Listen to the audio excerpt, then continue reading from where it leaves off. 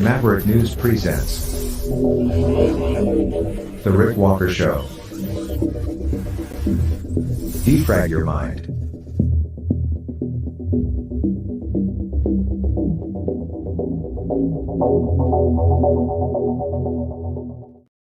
Good evening, Maverick family. Welcome back again. It was just a short time ago that we were together.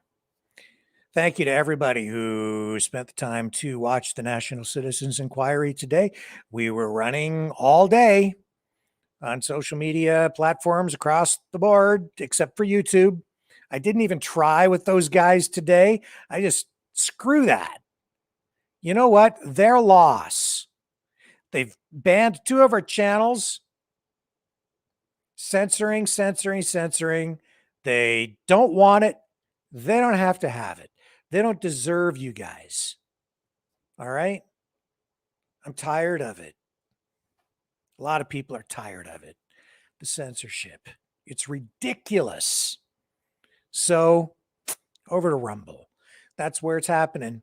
That's where people were watching. We were running on Facebook as well until we got to late afternoon, and then the feed came down. I'm not sure why. I think honestly it's because you get to a certain number of hours and they kick you off. That's what it seems to be with Facebook. There's some sort of a limit. Anyway, if you're interested in what was said at the National Citizens Inquiry today into the Canadian government's response to the pandemic, you can watch it all over on Rumble. We were running it all day. I'm not going to get into a big recap here. We just finished up with it. So there is no real huge value, I don't think, in focusing on that here right now. It's all up. It's all available front to back, start to finish, day-long coverage. Go check it out if you missed it. There was, really strong testimony again, victim impact statements, stakeholders sharing their personal experiences with what happened to them during the lockdowns, medical professionals, second day of a 3-day stop in Winnipeg, Manitoba, the third block of testimony. They already testified in Truro, Nova Scotia, Toronto, now Winnipeg. They have other stops as well. Doctors, experts, just ordinary Canadians sharing their experiences, the inquiry giving them a voice, giving Canadians a voice that previously has been unavailable.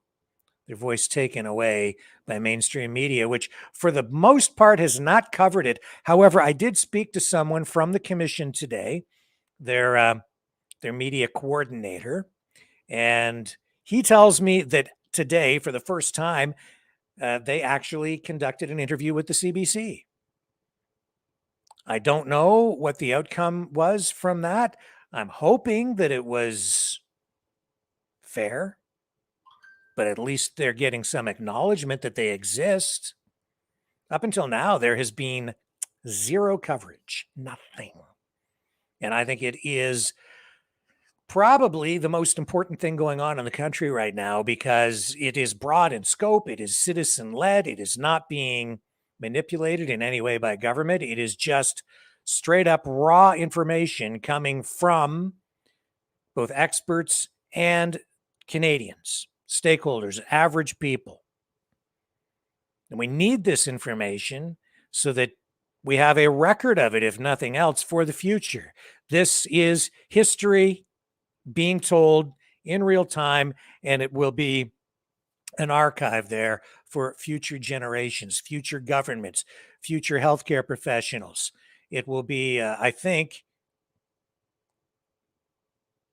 a source of information, something to look back on so that people will know what not to do if something like this should happen again.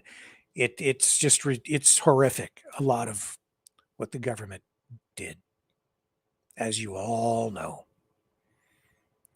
And we will be getting, I think, someone from the commission on here next week We're lining up some other interviews that we're going to do here on the channel as well to kind of draw additional attention to some of the most important issues coming out of the National Citizens Inquiry. Again, that's what this platform was created for, largely, right? Was to provide balance in the face of this censorship, government manipulated mainstream media bought and paid for with your tax dollars. That's why we're here. That's why we started it, because we saw the need. So if you like what we're doing, please support us. Like, share, subscribe, hit the notification bell. Still subscribe on YouTube. We reach a lot of people on YouTube, but we're really growing over on Rumble. Please consider subscribing there. If you're on Facebook, and we are back up and firing on all of the Facebook pages again tonight, please share, get the information out. We have a lot to talk about tonight beyond the pandemic, beyond the National Citizens Inquiry. We're going to talk about that 21-year-old first-class airman who, why do people message me on Facebook when I'm on the show asking me if I'm busy? Clearly, I'm busy. I'm on the show.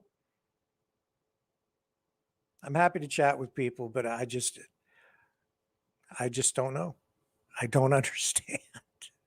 I'm on here every night.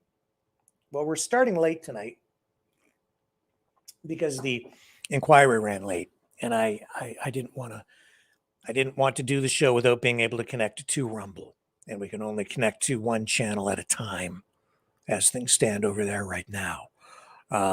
If we're able to upgrade the account over there, I think we could stream to more than one, but there are fees attached to that, and that's just the reality. We have one channel at a time right now on Rumble, and I didn't want to leave you guys in the lurch tonight. So if you do want to support the channel, please consider doing it at freedomreporters.com. I need to come up with $500 to put back into the phone system because there is like almost nothing left in it. So if you guys like to chat in the call-in portion of the show, please consider donating. That's what the money's going to go into. It goes in $500 blocks. That's what it takes to run it. When we buy the $500 blocks of time for it, there are discounts. So it's the most efficient, most economical way to do it. And we try to do things in the most economical ways possible. So freedomreporters.com, that's probably one of the best ways to donate. They take much less in fees than they do with the super chats over in with Google, where they take 30%.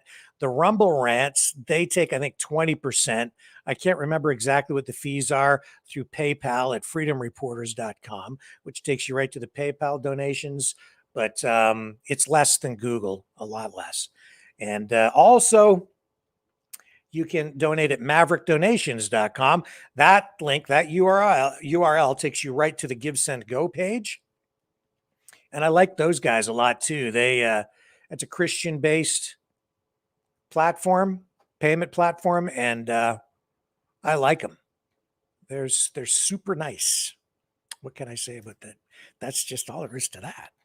Nice folks. Also tonight, that Airman First Class who went in, you call him a leaker, an exposer.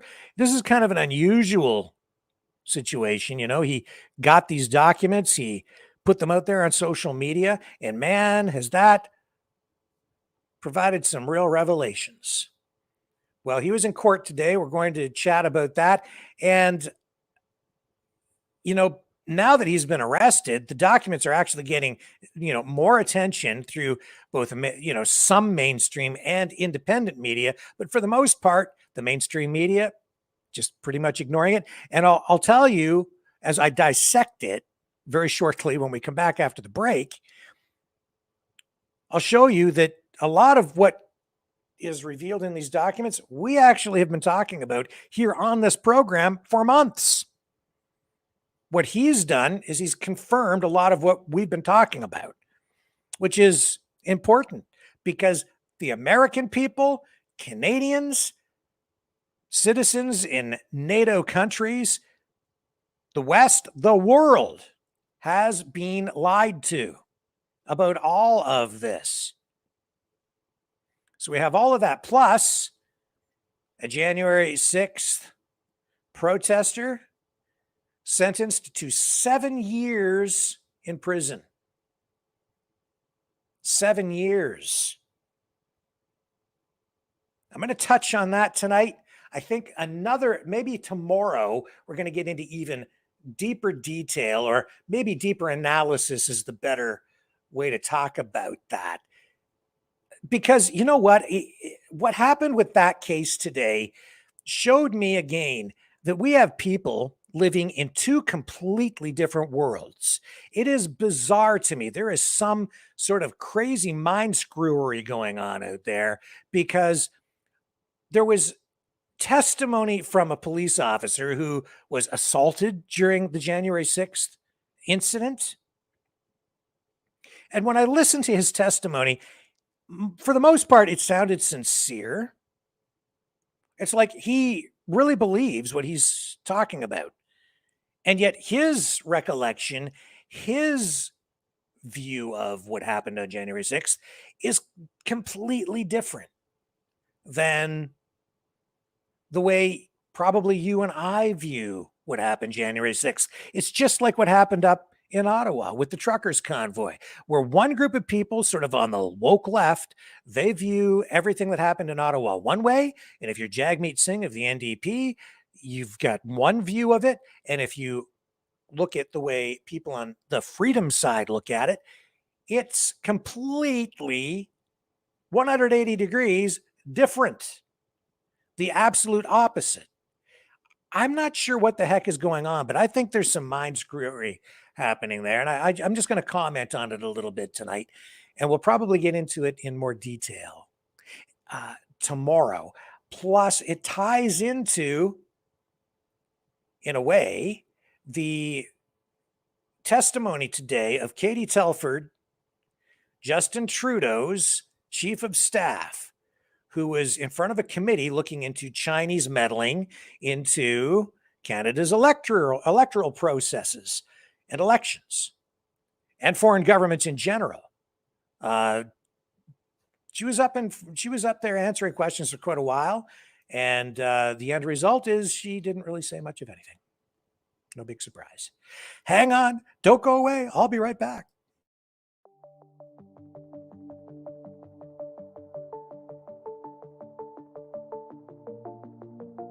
Greetings, brave mavericks.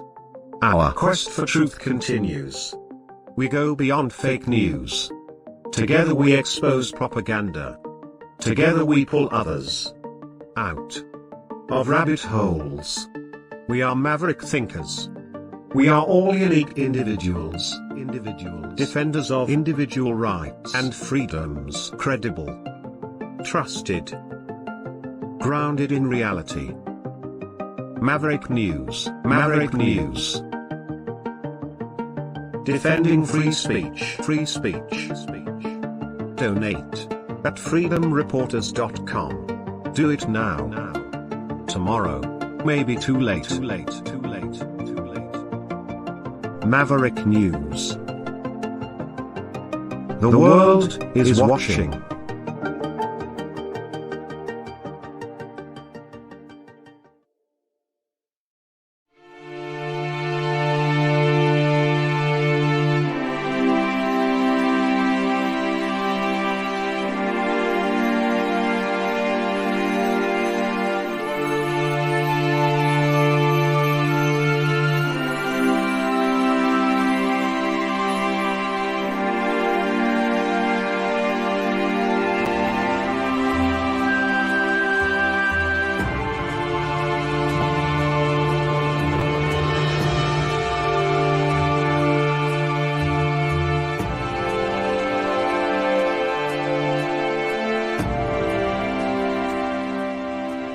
Maverick News. The world is watching.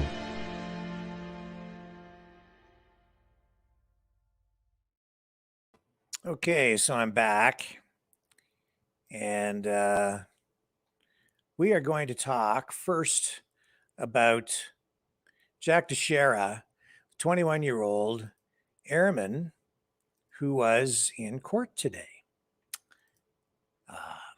He is the guy arrested and in connection with those Pentagon documents, which are very embarrassing to the Biden administration, to the U.S. government, to U.S. intelligence, oxymoron. I just need to find my clip here. And as a result of all of this, you know, we've got people commenting now, media attention focused on this. So the judge, David Hennessy, told Jack Teixeira he was being charged with possessing classified documents pertaining to national security and possessing national defense materials.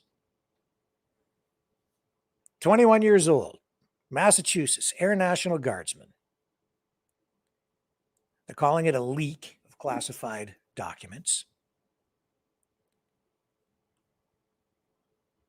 And, you know, it's odd to me that it took a Washington Post journalist to lead the FBI to this 21-year-old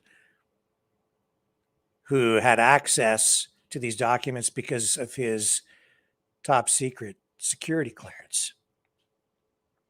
How could they not know? Why was it a journalist? Why did it take a journalist to show the world that this 21-year-old was posting stuff online? They couldn't figure it out themselves. I'm not, and you know, is it really up to a journalist to do the work of police? I've been in that position, right? Where the work that I've been doing might be of interest to police, but I don't take it to police. It's up to them to do their job. I protect my sources. I've almost gone to jail on occasion to protect sources. In Canada, you don't have the same protections that journalists have in the United States, not by a long shot. The Constitution of Canada does not protect you in the same way. I almost went to jail for a story that I did one time because a guy shot a crow and I had video of it. Just because he shot a crow and they wanted my notes and my raw video and I wouldn't give it up. So over something as insignificant in a way as that, I almost had to go to, I was prepared. It's a long story. It's an interesting case, actually. But that's all it takes in Canada to get you thrown in jail if you're a journalist. In the U.S., you know, like I said last night, these were documents that the administration, the government says were stolen, and they're saying that this is a criminal act. They're going to put him in jail for a long time. And the maximum sentence, I guess, for this crime that he allegedly committed is 10 years in the slammer. I think they will put him there because it's very embarrassing. Extremely embarrassing to the Biden administration, to the deep state. 21-year-old kid embarrassed them. By doing what? Showing people the truth. And then there were statements made from government officials, military officials, saying, you really shouldn't be running that stuff. I think it's sort of a thinly veiled threat, you know, but there's strength in numbers.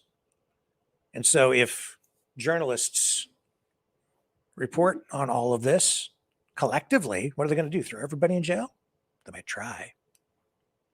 They may very well try, or at least make examples out of those with the most, with the loudest voices, or the ones easiest to go after and prosecute.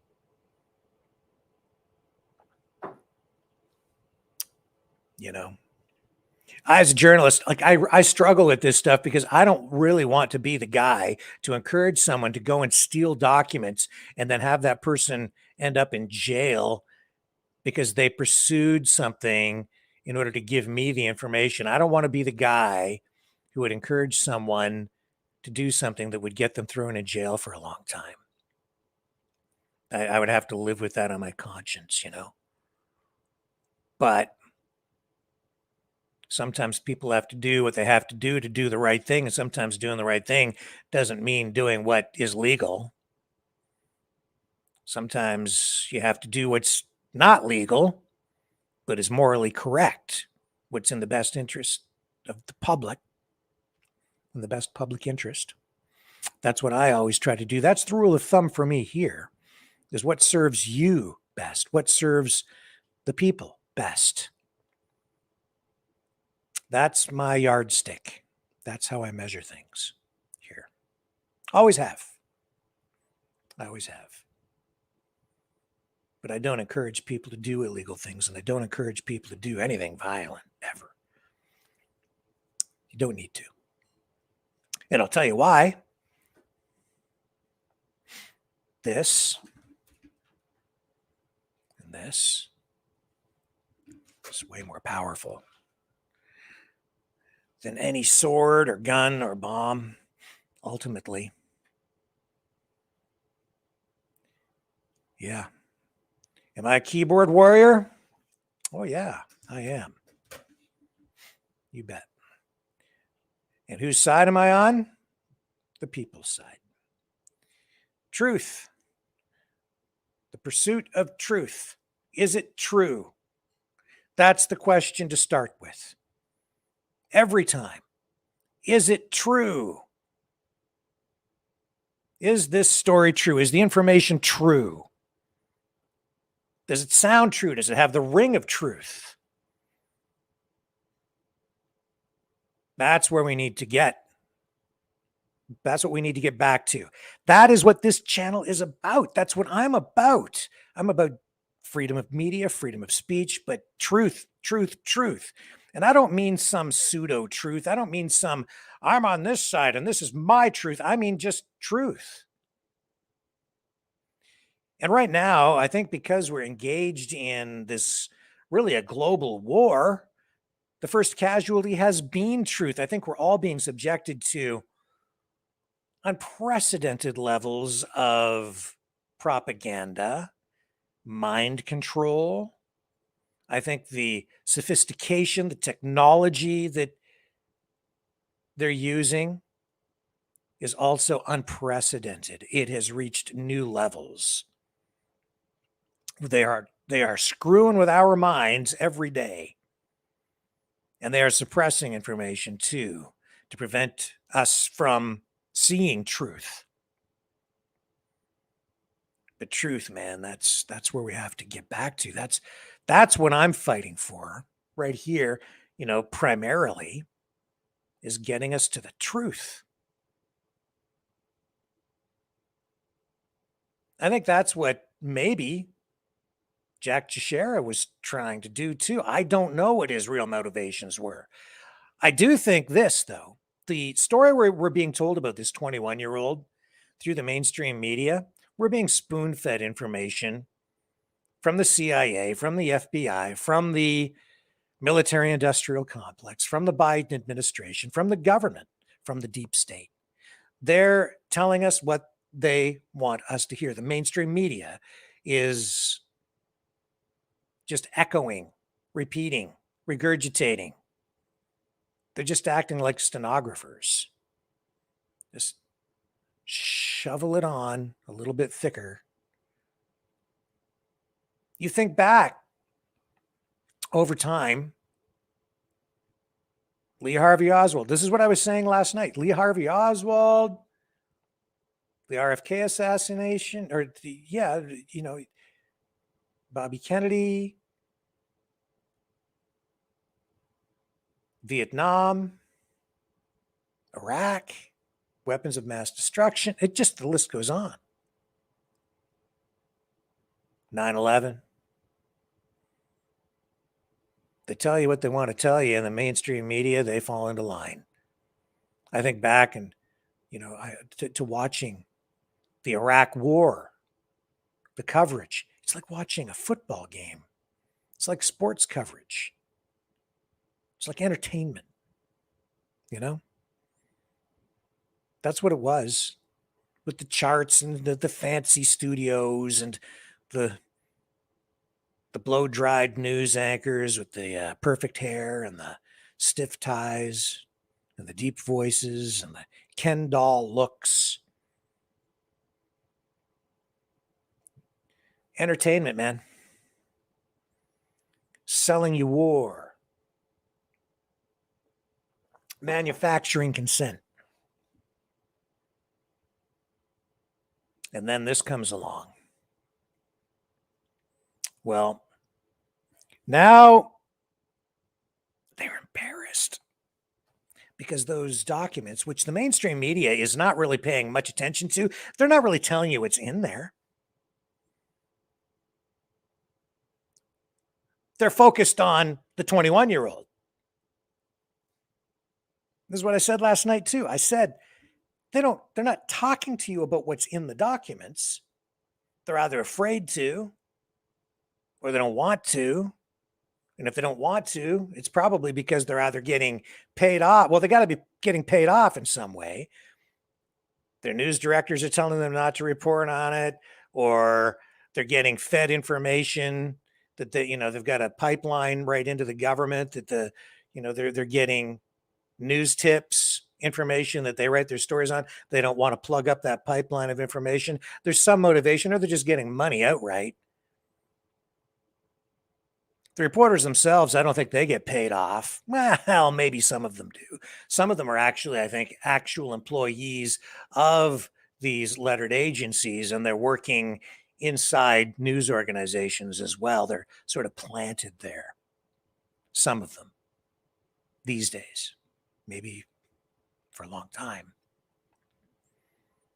But in other cases, they're sort of just told what to do by their superiors, their news directors, their editors.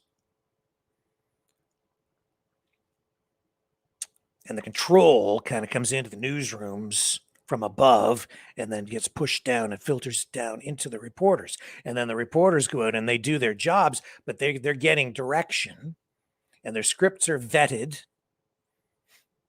The information is really controlled. The messaging is consistent.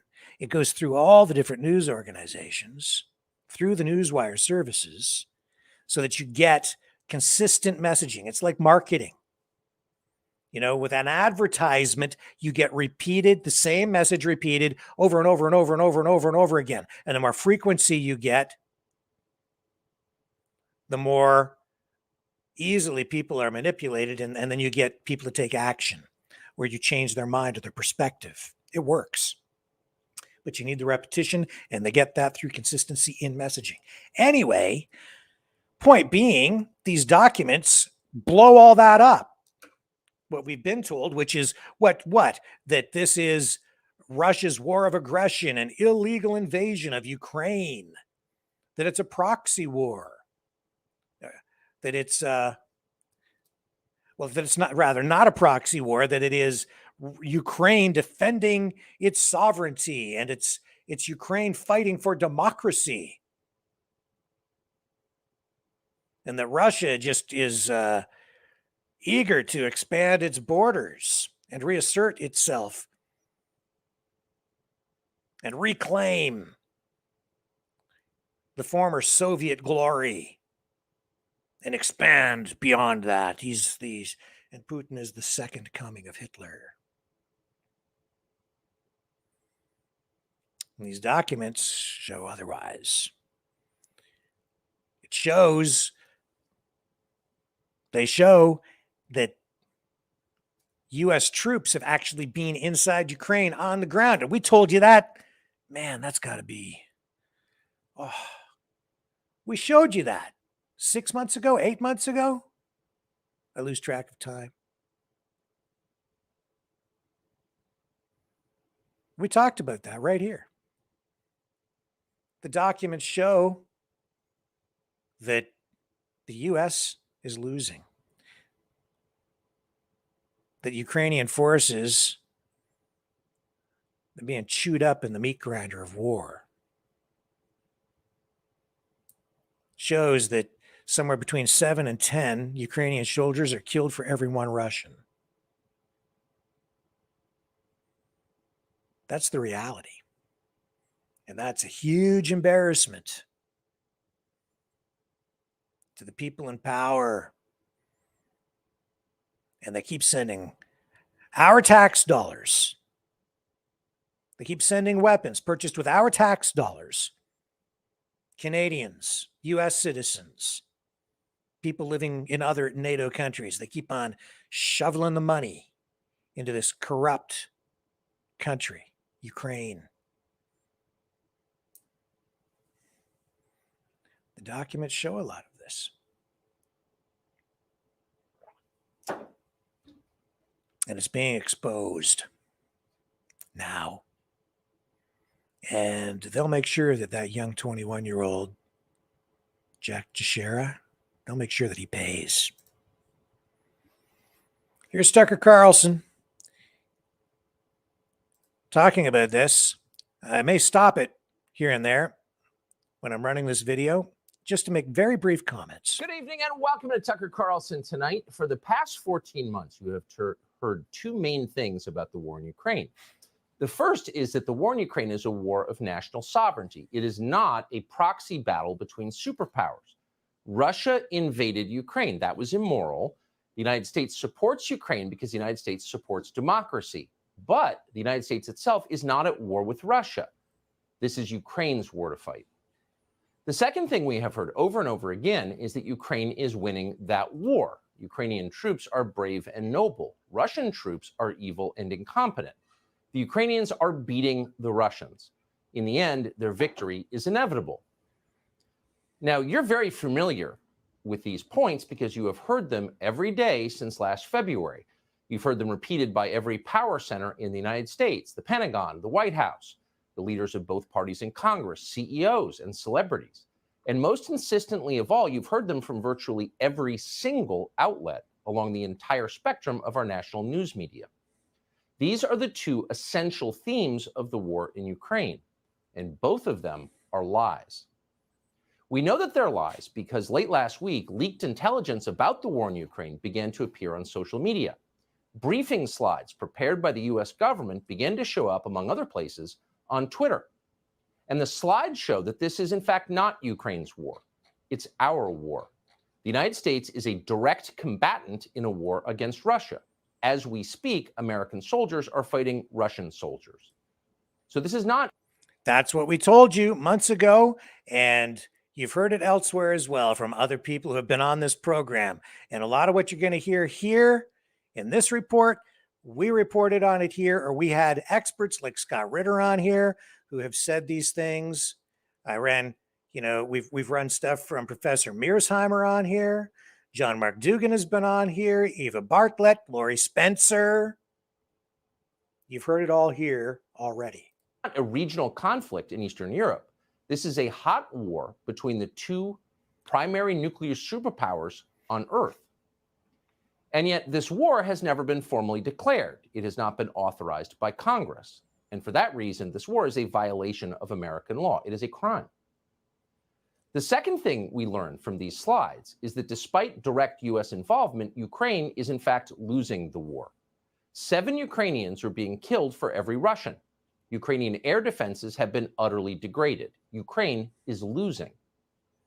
The Biden administration is perfectly aware of this. They're panicked about it, but they have lied about this fact to the public.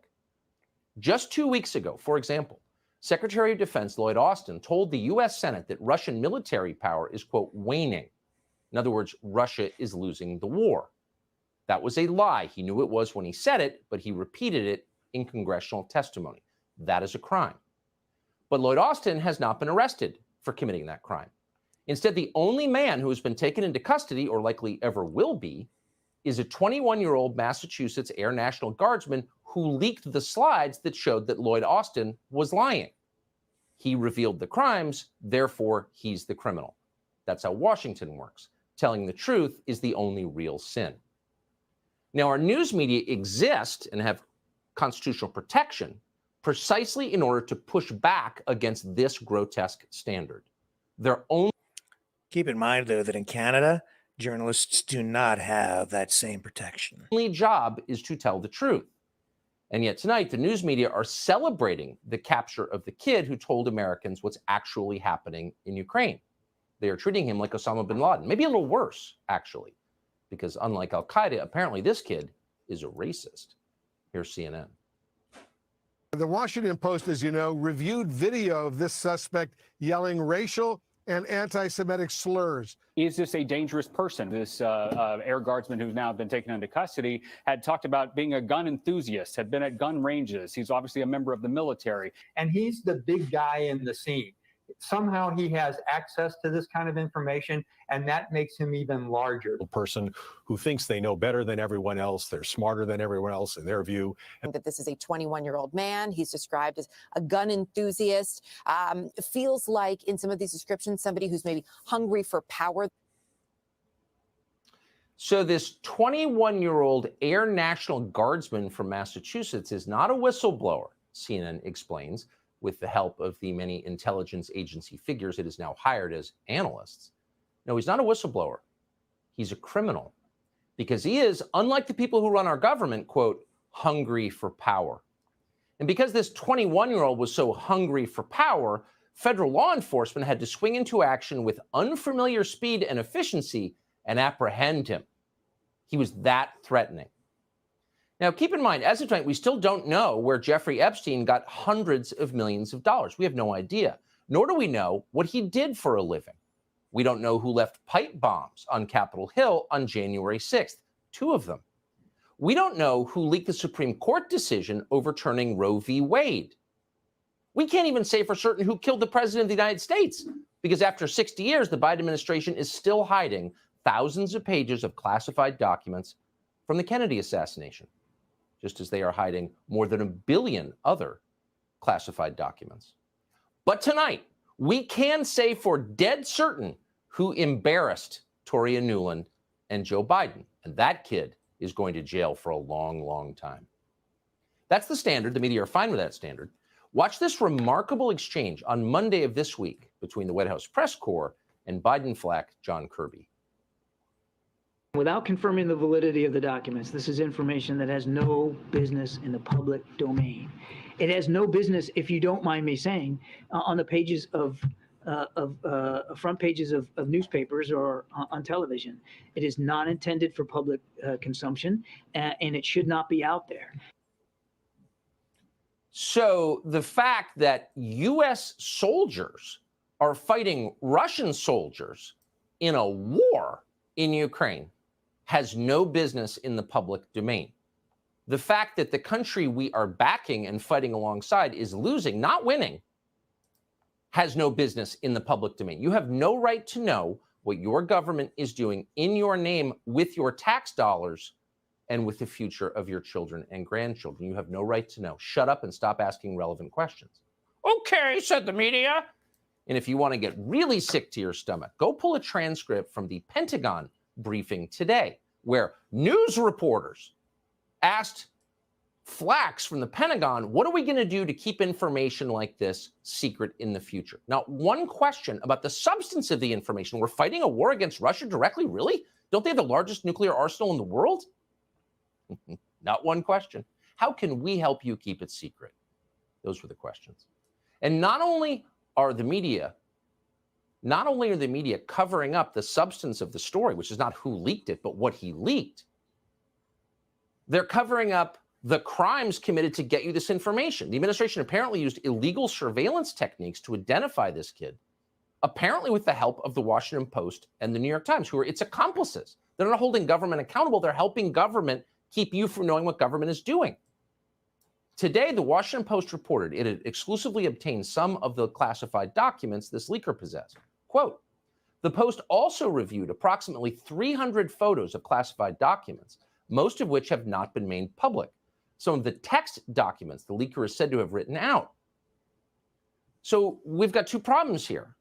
If it's illegal to see these documents, if you don't have a security clearance, how is the Washington Post doing this legally? They don't have a security clearance. Well, obviously they were given them by the US intel agencies and are working alongside them. But the bigger problem is this is information that's relevant to the public in a so-called democracy.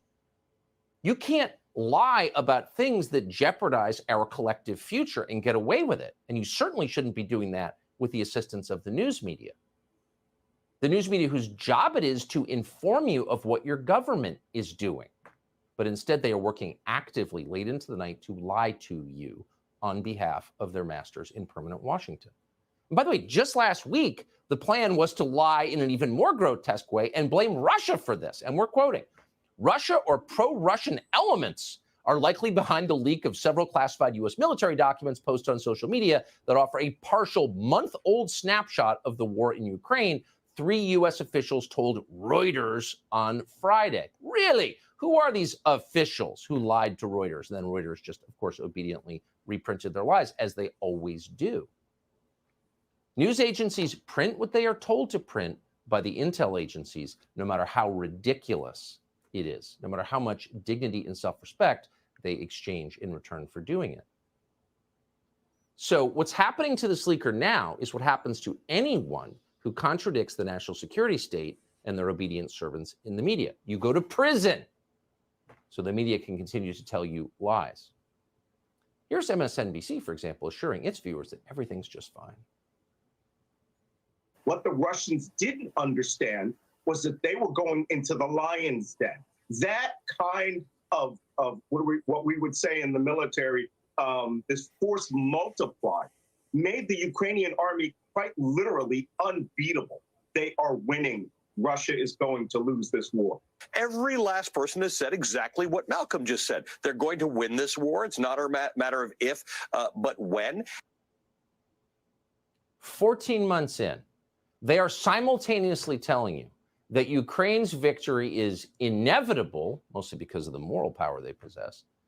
But at the same time, you need to send tens or hundreds of billions of dollars more in advanced weapons systems to Ukraine to keep them from losing. Exactly.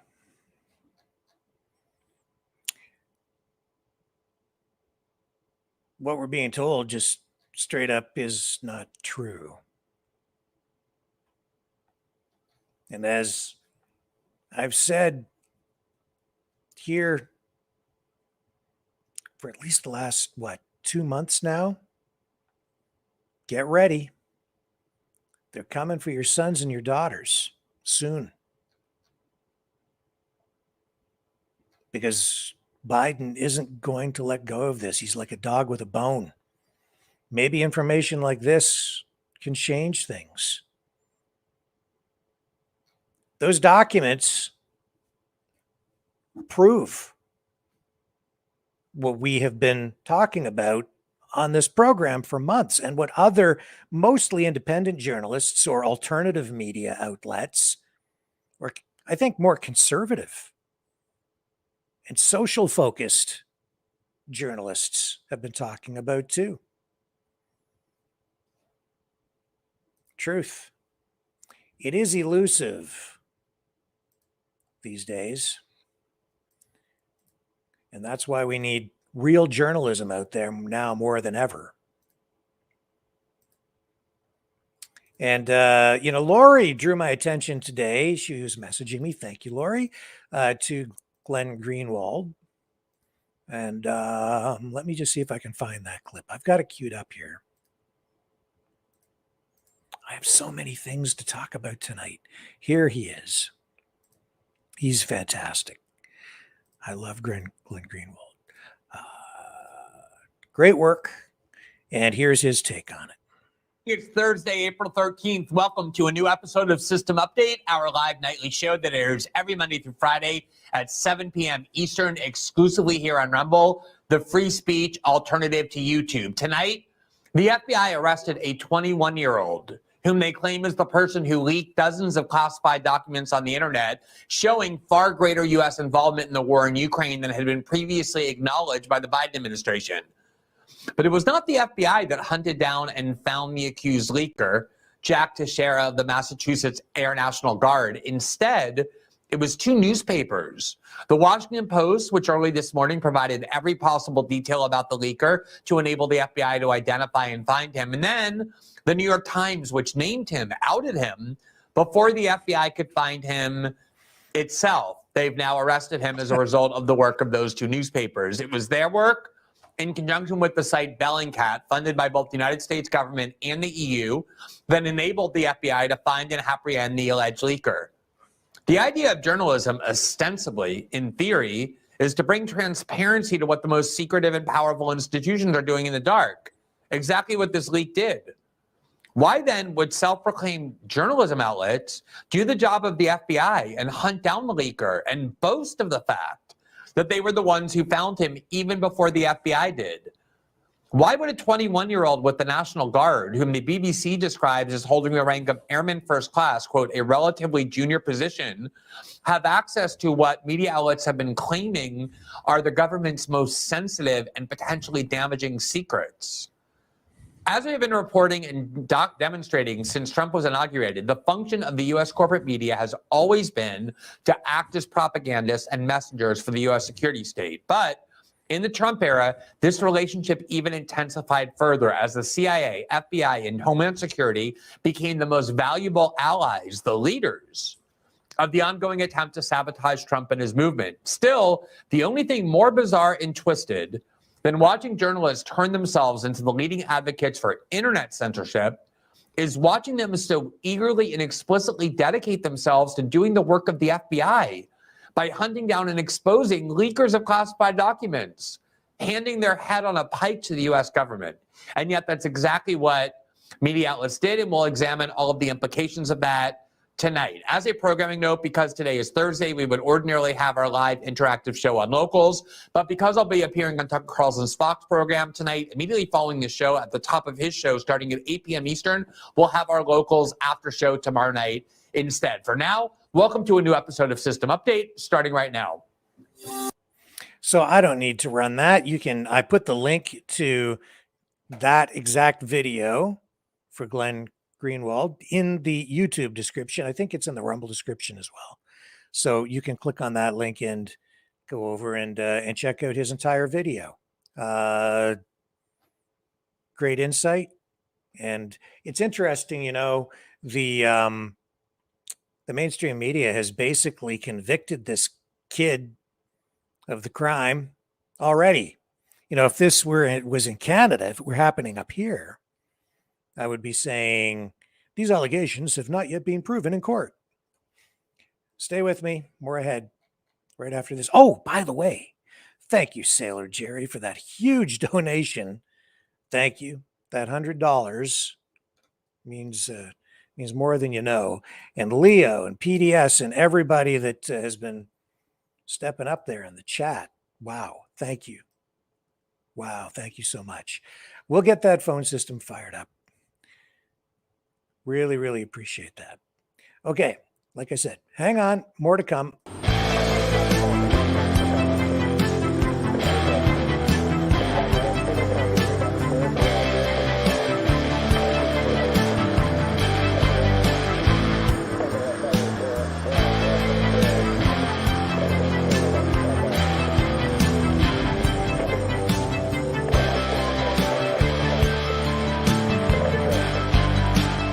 Maverick News. Fighting for freedom.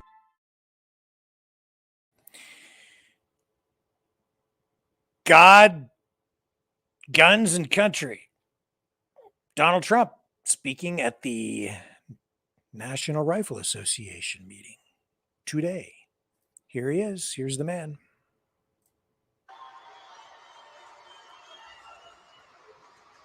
Well, thank you very much. And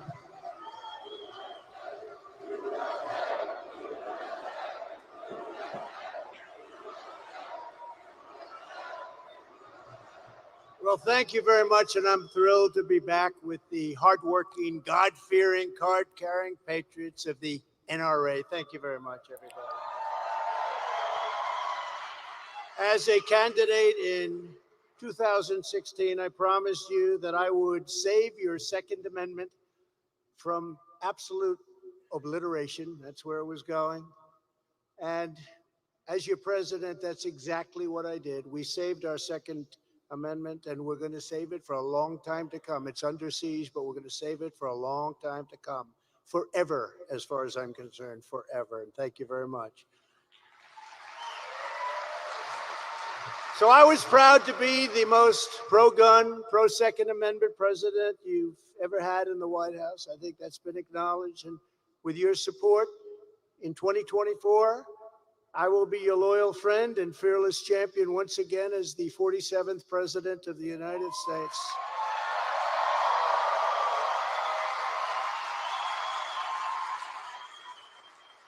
And we have to remember, in 2016, we won the first time, and we did better the second time, got a lot more votes. A lot of bad things happened, though, didn't they? Huh? A lot of bad things happened. I want to thank Wayne LaPierre and Charles Cotton for their leadership, as well as all of the people that work with them, the NRA members who make up this incredible organization. And it's really a tremendous force for freedom. That's what it is, and I'm very proud to be here. Thanks as well to Congressman Jim Jordan and his incredible wife, Polly. Where is Jim? He's around here someplace. Where's Jim? And also with them came along Isaac. You know, Isaac is a wrestler, 4-time All-American. If anybody's into sports even a little bit, 4-time All-American's good. And Jim was a great wrestler. A lot of people don't know that. And his daughter-in-law, Brooke, and she's about to have a baby. I said, when is the baby coming? She said, it could be today or tomorrow. I said, what are you doing here?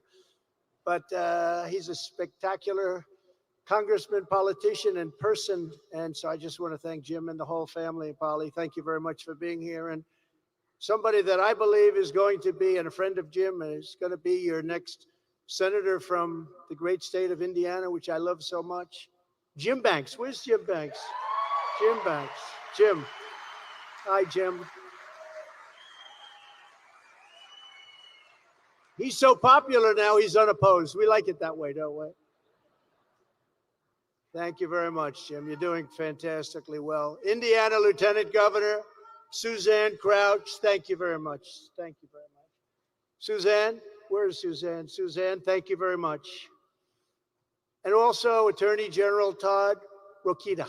Todd, where is Todd? He's someplace here. I saw him. It's a big crowd, Todd. That's a big crowd. Thank you very much. Great job, Todd. Doing a great job.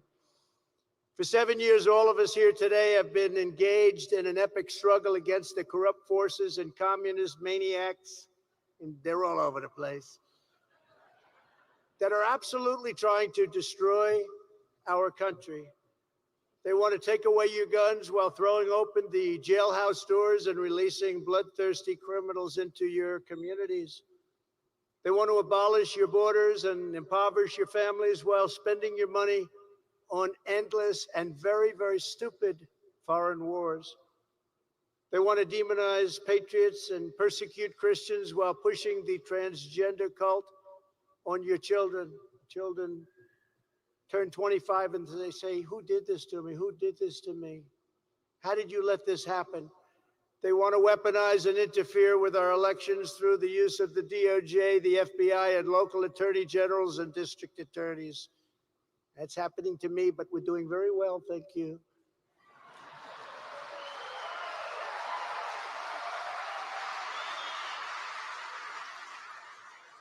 It's actually called election interference. That's all they want to do. I'll tell you what, if I weren't running, which isn't going to happen, or if I was doing badly in the polls, and we're not going to let that happen either. We're killing them in the polls. Are you seeing the numbers? They wouldn't be doing anything. They'd be after somebody else. They wouldn't be talking, but we're going to show you some of the polls in a little while. You're going to be amazed. We really made a lot of progress over the last month. We put it into high gear like we did for 4 years when this country had no problems. And then COVID came in and we got it back. And when you think about it, it was amazing. And we actually left it with a stock market that was higher than just pre-COVID coming in. It was an amazing job that we did. We built it twice, but there was nothing like it. I mean, there was nothing like it. What we did in those 4 years were really monumental. Rebuilt our military, largest tax cuts in history, largest regulation cuts in history. The creation of Space Force, that was a big deal. That was a big deal. And so many other things. Even right to try. I hope nobody needs it.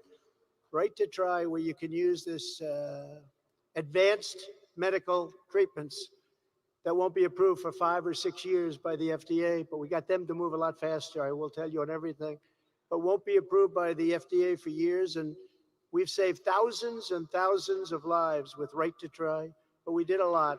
We did a lot.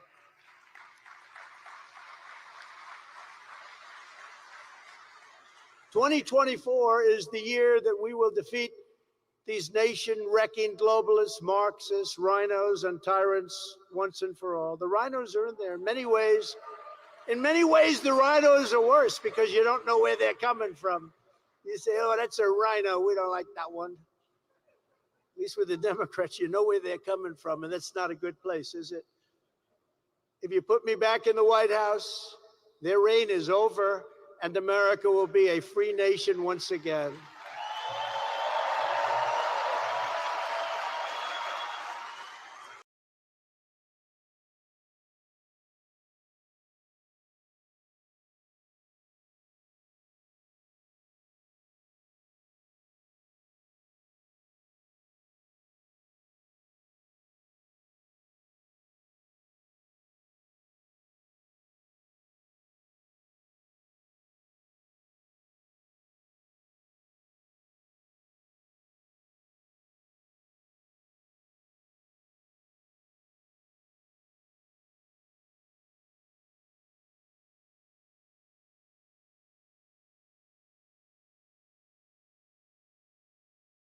Oh, I'm muted. I'm sorry.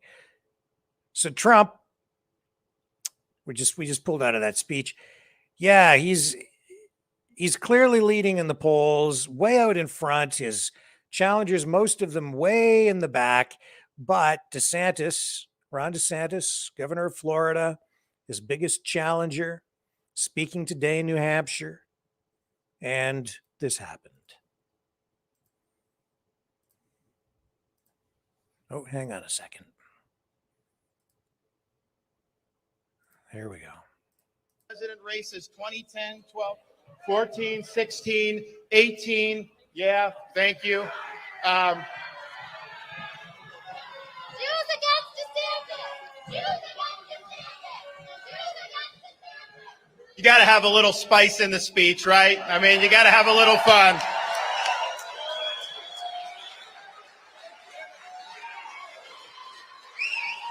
Why you'd want to pay the ticket to get in just to do that, I don't know, but different strokes for different folks. What? I don't even know what that is. Jews against DeSantis? I guess I'll have to find out. Anyway, that was kind of weird. And then there's Mike Pompeo. He had this to say today. I'll tell you, I'm not going to tell you if he's going to run for president. I'm going to let him tell you. Hi, I'm Mike Pompeo. After much consideration and constant prayer, Susan and I have concluded that I will not be a candidate for the presidency of the United States in 2024. This decision is deeply personal, and ultimately we decided that the time is just not right. At each stage of my public service, as a soldier, as a member of Congress, and then as your director of CIA and your Secretary of State, I've been blessed to have the opportunity to advance America in a way that fit the time and the moment. But now is not the time for me to seek elected office. Thank you. Thank you to everyone whose support and hard work gave me the time and space to seriously consider running for president. And while I'll not be running for president in 2024, Susan and my commitment to the conservative cause is far from over. This movement, these ideas, they are worthy, and we intend to stay in it until victory is had. While we'll continue to strongly advocate for the issues that I've fought over the past decade, our primary roles will be a bit different. We'll be parents and Sunday school teachers, community and business leaders. This nation's given me more than I deserve, unimaginable opportunities. My duty to return that blessing to others remains, and with his help, I'll fulfill that obligation. I will never waver in my fight to defend our nation's Judeo-Christian heritage, strengthen our families, and ensure our nation is given another 250 years of greatness. To those of you this announcement disappoints, my apologies. And to those of you at Thrills, know that I'm only 59, there remain many more opportunities for which the timing might be more fitting as presidential leadership becomes even more necessary. Thank you. Thank you to those of you who've been praying alongside Susan and me for discernment and wisdom. And don't stop praying, not only for Susan, Nick, Rachel, and me, but for America to remain as a beacon to those seeking life, liberty, and the pursuit of happiness. God bless you. Another one bites the dust, at least for a little while. Probably wise. Probably a wise decision. I don't think he would win. And challenging Trump, who I think will be the nominee, probably not wise.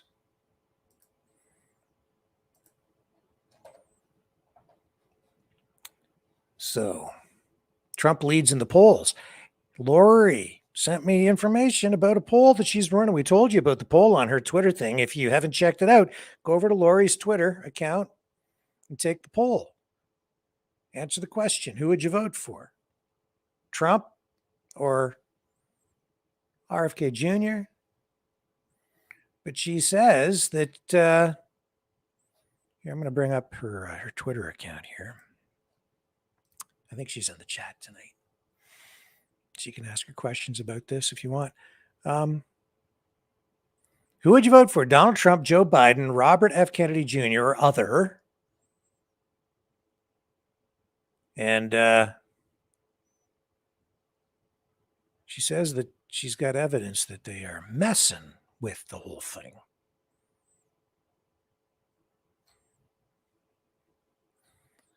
Right there. Joe Biden has 0%.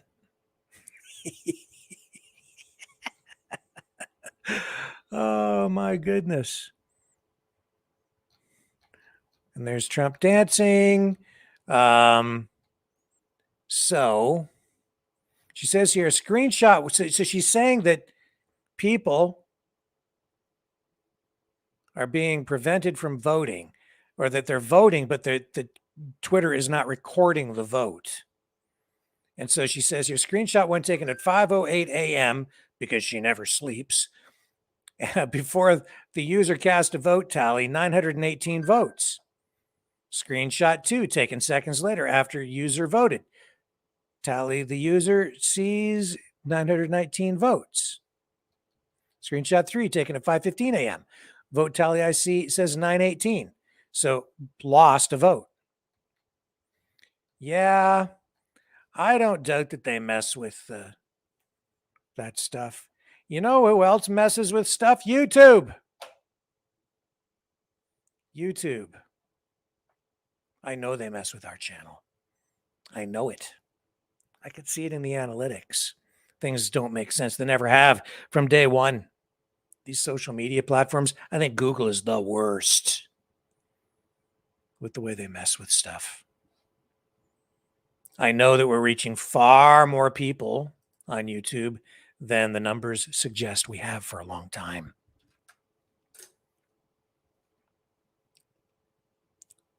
And I can see what they do with the subscribers too, the numbers there. We get to a certain level and it's like they just won't let us go. They just don't let us go, and we get one, and then they take us down by 5. And then we get up, and then they take us back down 4 below where we were, until we get a block of a whole surge, and then it's undeniable, and people push it up into the next level and the next level. But it's pretty clear that they manipulate the stuff. And then I guess the other thing Lori sent me here was a link to, this was kind of weird, actually. It was kind of weird. So, yeah, Twitter messing with external links. So one of our viewers, one of our longtime friends of the show, Timber Traveler, I guess he has a channel over on BitChute, and he reposted some of our content over there. And so Laura, I guess, put the link to it up I think that's kind of what happened. But anyway, point is, when you click on it, it takes you to this crazy page right here. Okay, so there's this thing. I'm going to show you. There it is. Okay, I've got the page up. I clicked and clicked and clicked, and now I'll show you where the link takes you. It takes you to this. It blocks it. This is to a BitChute video. Warning, this link may be unsafe. And this is from Twitter. This is not a Google thing. This is definitely Twitter because I can see the URL, which is twitter.com. So it's definitely on their server. And then safety, unsafe link warning. And the link you are trying to access has been identified by Twitter or our partners as being potentially spammy or unsafe. In accordance with Twitter's URL policy, this link could fall into any of the below categories: malicious links that could steal personal information or harm electronic devices, spammy links that mislead people or disrupt their experience, violent or misleading content that could lead to real-world harm. Certain categories of content that, if posted directly on Twitter, are a violation of the Twitter rules. So I don't know if it's specifically because it's a clip from this show at some point, which wouldn't have any of that kind of content on it, or if it's just because it's going to BitChute. My guess is it's probably an effort to keep people away from BitChute, because BitChute will allow just about anything to be posted on there. And I have found some pretty dark stuff on BitChute, I have to admit. So it might be because of that, but they're definitely trying to block. Now, you can click on the bottom of that notification and still go over to that channel. But it's, to say the least, frustrating. The censorship. Twitter's supposed to be free speech, right? And they don't even want you to, like, they're trying to block access to other social media platforms, saying, don't go over there. They might have some free speech or something happening. Well, sometimes people say things you don't like. And while you might not have to be the one to promote it or endorse it or whatever, they still have the right to say it. Maybe you don't want to endorse it, but I don't think you need to condemn it either, especially when you don't even know what the content is. But I suspect that's also automated. What an era, what a time we're living in. I think it sucks. Very frustrating. When we come back, Justin Trudeau's whole regime on the hot seat as his chief of staff testifies in front of that parliamentary committee looking into foreign government meddling in Canadian elections. Don't go away. Be right back. The New World Order. Government overreach. The Great Reset. Mainstream media lies. Now more than ever, independent voices are needed. Donate now at freedomreporters.com. That's freedomreporters.com. Maverick News. The antivirus program for your mind.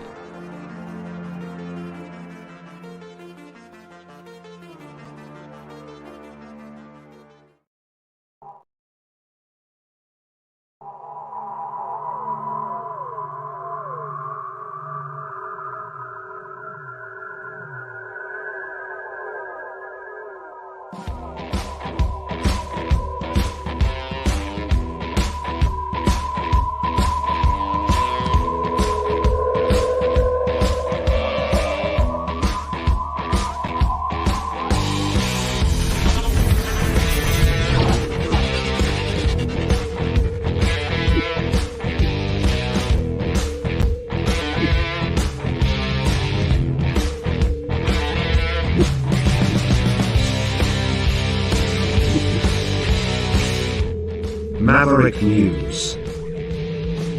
The world is watching.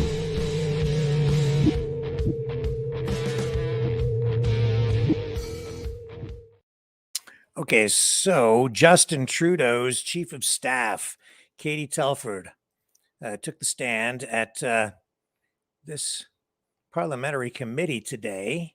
This was something that opposition members of parliament, a lot of people were pushing for. A lot of people wanted this to happen, and they got their wish today. So what happened? She offered some, information, but really no bombshells. Steve was on the phone with me during the day today, and he had been watching, and he offered his comments on this, but she really offered no new insights with regard to foreign interference in Canadian politics and specifically elections.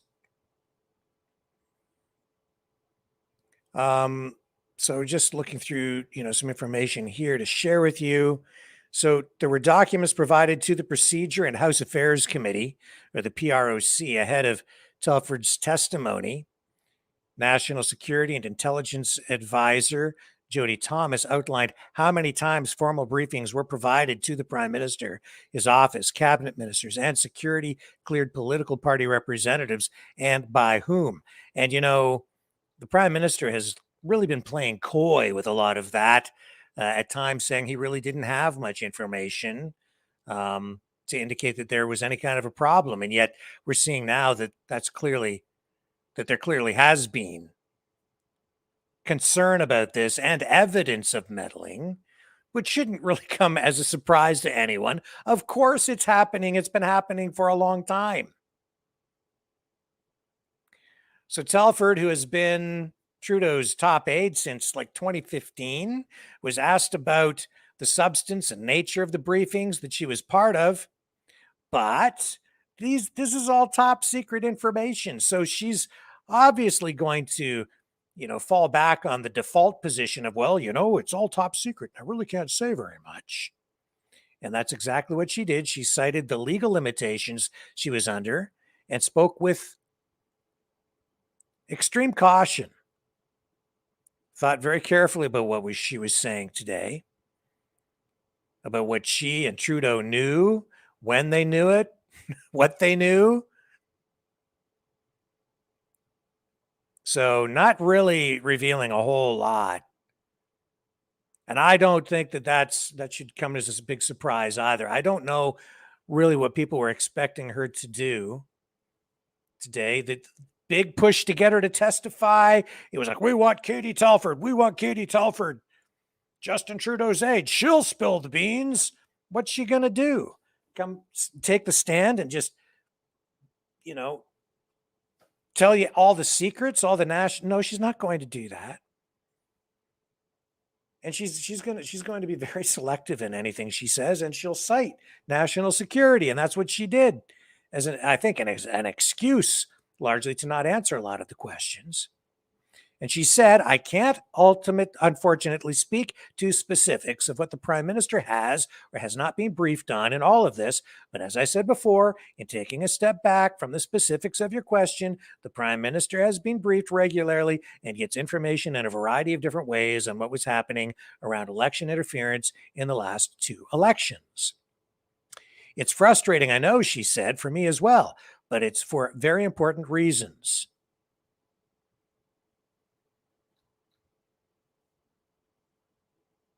So she was asked about these things, whether she thinks a public inquiry is warranted. And she says she hopes Canadians can be patient and wait for the special rapporteur, David Johnston's determination. And it's up to him to decide if an inquiry into this issue is needed, whether leaks of Canadian intelligence information risk Canada's international reputation, to which she also said today that improper release of intelligence can put lives at risk, and that it's in Canada's national interest to keep this information protected. You see? She's got the shield up. the top secret shield. And on specific points reported by Global News regarding dates of certain briefings and allegations that the Chinese government funded at least 11 candidates in the 2019 election, she cautioned that some of the reporting on the topic, citing unnamed intelligence sources, either didn't add up or that the reports were just plain inaccurate. She said, quote, intelligence rarely paints a full, concrete, or actionable picture. So, bottom line,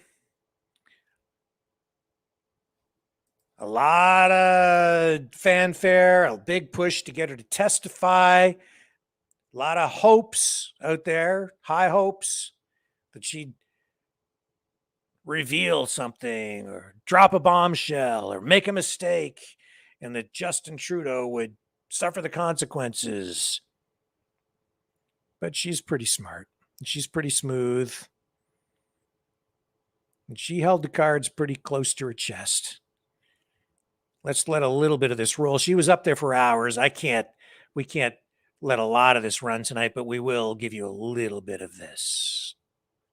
I will just like to confirm that as part of the witnesses who we have asked to appear, campaign managers have been invited to a future meeting, and we do anticipate that meeting taking place in the month of April. Invitations have been sent out to the 4 names that we were provided. One has confirmed, and we're just pending responses from the other 3, and we hope to have those soon, and we'll share that information with all members as it becomes available. Monsieur Fergus. Mr. Fergus, you have the floor.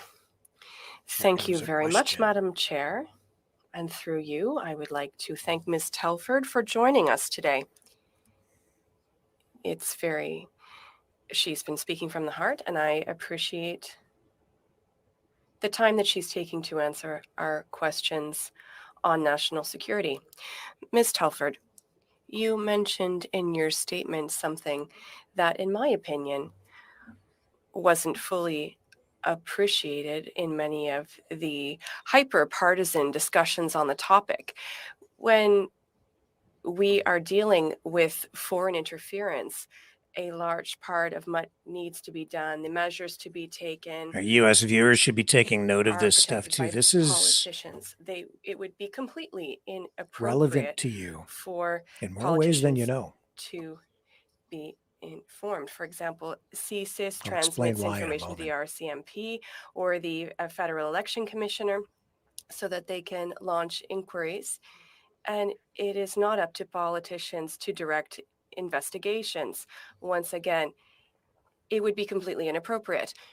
In your experience, do these organizations, do they already have cabinet permission to act and use the powers and tools that are available to them?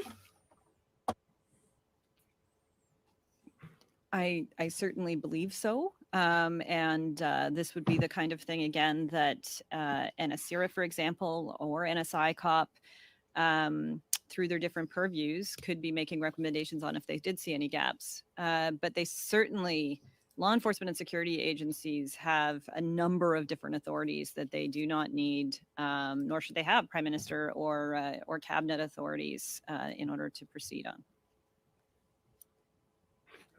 So just to confirm, it's not up to the Prime Minister's office to direct the activities of the RCMP or of CSIS? Absolutely not. Not at all.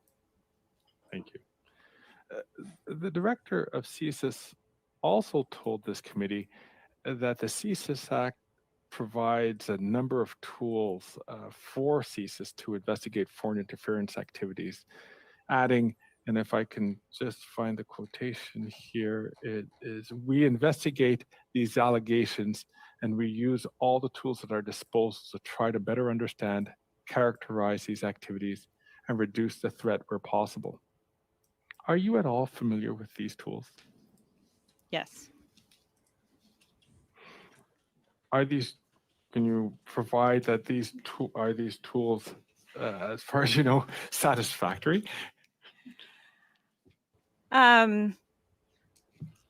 Look, I think there is, we're learning quite literally every day, more and more information that is going to teach us and teach different parts of government how they can improve and what more tools they may or may not need to have.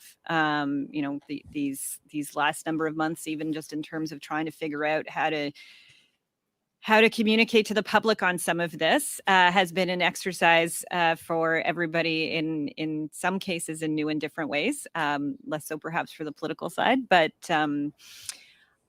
I think the tools have been used more than they ever have before, is what is my understanding. And I think you heard that from David Vigneault when he was here as the CSIS director. And agencies are talking to each other regularly, and they brief up regularly to ministers, to prime minister, to each other. And it's because this has been, as I said, while it's not a new threat, it is a evolving one. And obviously, as one of the other members here said, you know, there's been a lot of events in the last number of years. So whether it was, you know, misinformation and disinformation being spread during COVID, which was talked about in one of the, I think it was the NSI COP reports, whether it's talking about election foreign interference attempts, whether it's looking at businesses, as I mentioned in my opening statement, and the minister from you know, innovation was looking at, actually he made changes earlier on within the last number of years on that front. Like, I think the government has to continue to keep evolving and adapting as we learn about these threats. I appreciate that. If I can sneak in one last question.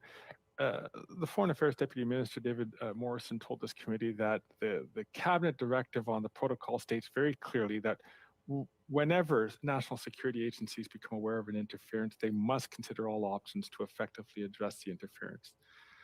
So the panel is in place to ensure that there is communication with the public if there's an incident that threatens the integrity of our elections. But before that, the protocol ensures in the first instance that there's consideration of what could be done to actually address the threat. I think that's quite important. So, Mr. Do you have anything? Fergus, the question was coming. If you can ask the question so I can give a little bit of time to answer, but the beep, beep, beep's gone on.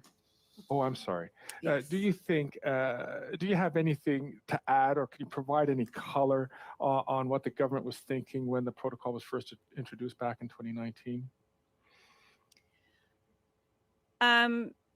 So I think, you know, it was a new thing going into 2019, and there was a review done of it. The review was made public. It was also studied by NSI COP, and NSI COP determined that the site task force and protocol had fulfilled its mandate.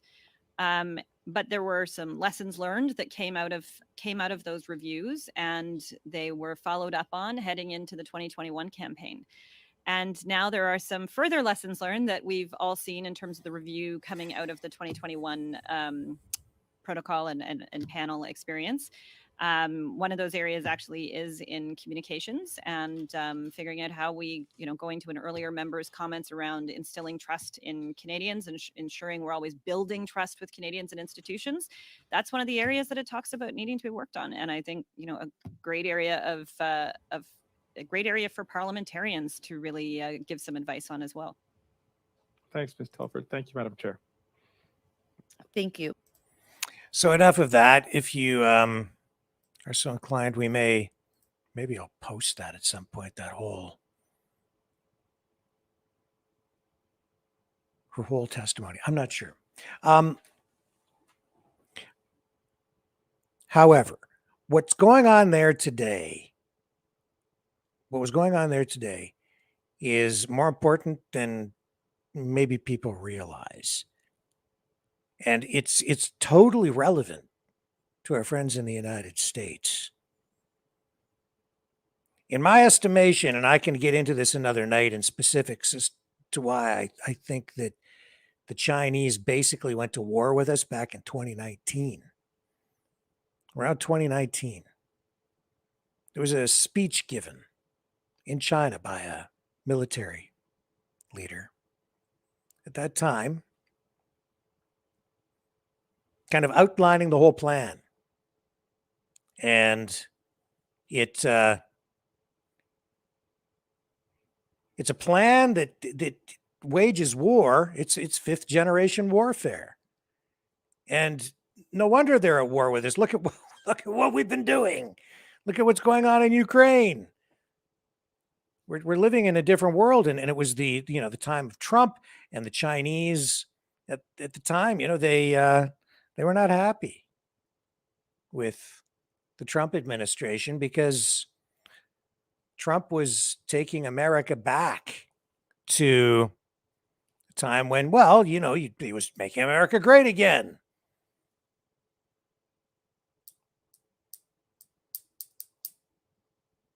And while I personally, I don't have, many issues with China,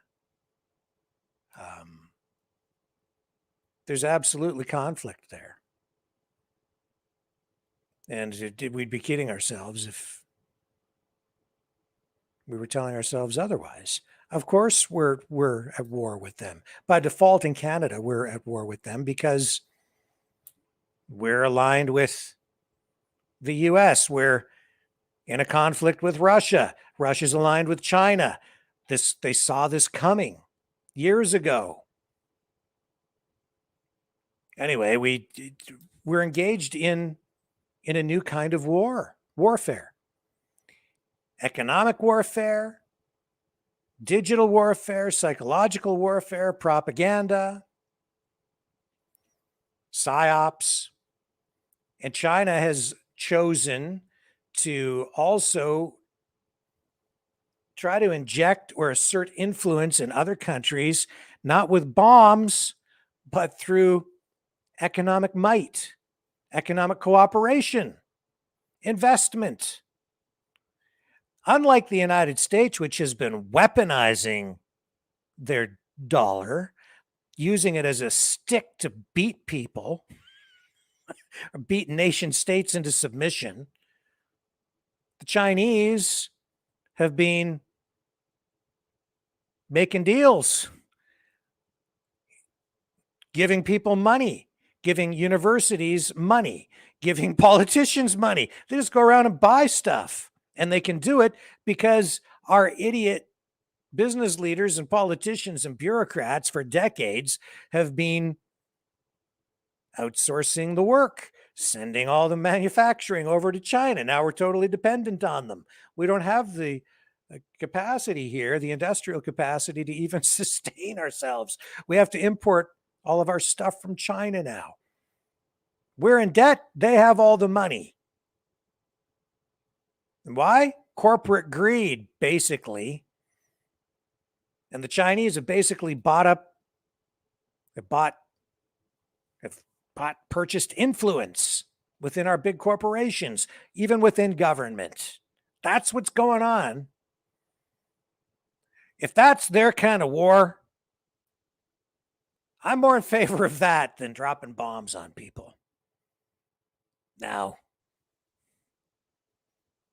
I'm not too keen on having our electoral system compromised in any way. I'd like to think that we can get back to a place where we're having free and fair elections. But you can influence elections in a wide variety of ways. And that is basically information warfare. That's what they're engaged in. And they're engaged on these other levels as well. And that's what's happening. And that's what they're discussing. And that's why it's also totally relevant to the United States, because make no mistake, the Chinese Communist Party has its sights set on the United States and what they have to do to engage in this kind of new warfare with the United States. And Canada being so directly tied to the US, it's a big prize. It's a strategic objective for the Chinese. It's a conduit, a way for them to assert themselves against the United States in this new kind of war. Talk about getting right up on somebody's doorstep. They're right into the US, and the US is right into them. Everybody's into everybody, man, online. It's being fought, this war. It's being fought largely online. That's why I'm a keyboard warrior. You know, I keep hearing things like that from the freedom fighters, the freedom fighter leaders, the pseudo whatever. Pfft, you're just a keyboard warrior. How come you're not out here waving your flag? Because you know what, man? This is way more powerful if you know how to use it. But I'm not working for any particular government or nation state or any particular politician. I'm, like I said at the beginning of this program, I'm on the journalism side. And I'm pretty old school. My old habits are hard to break. I'm devoted to truth. The pen is mightier than the sword. So I'll be a keyboard warrior all day long. And the more I type, the closer I get you to the truth. That is my pledge.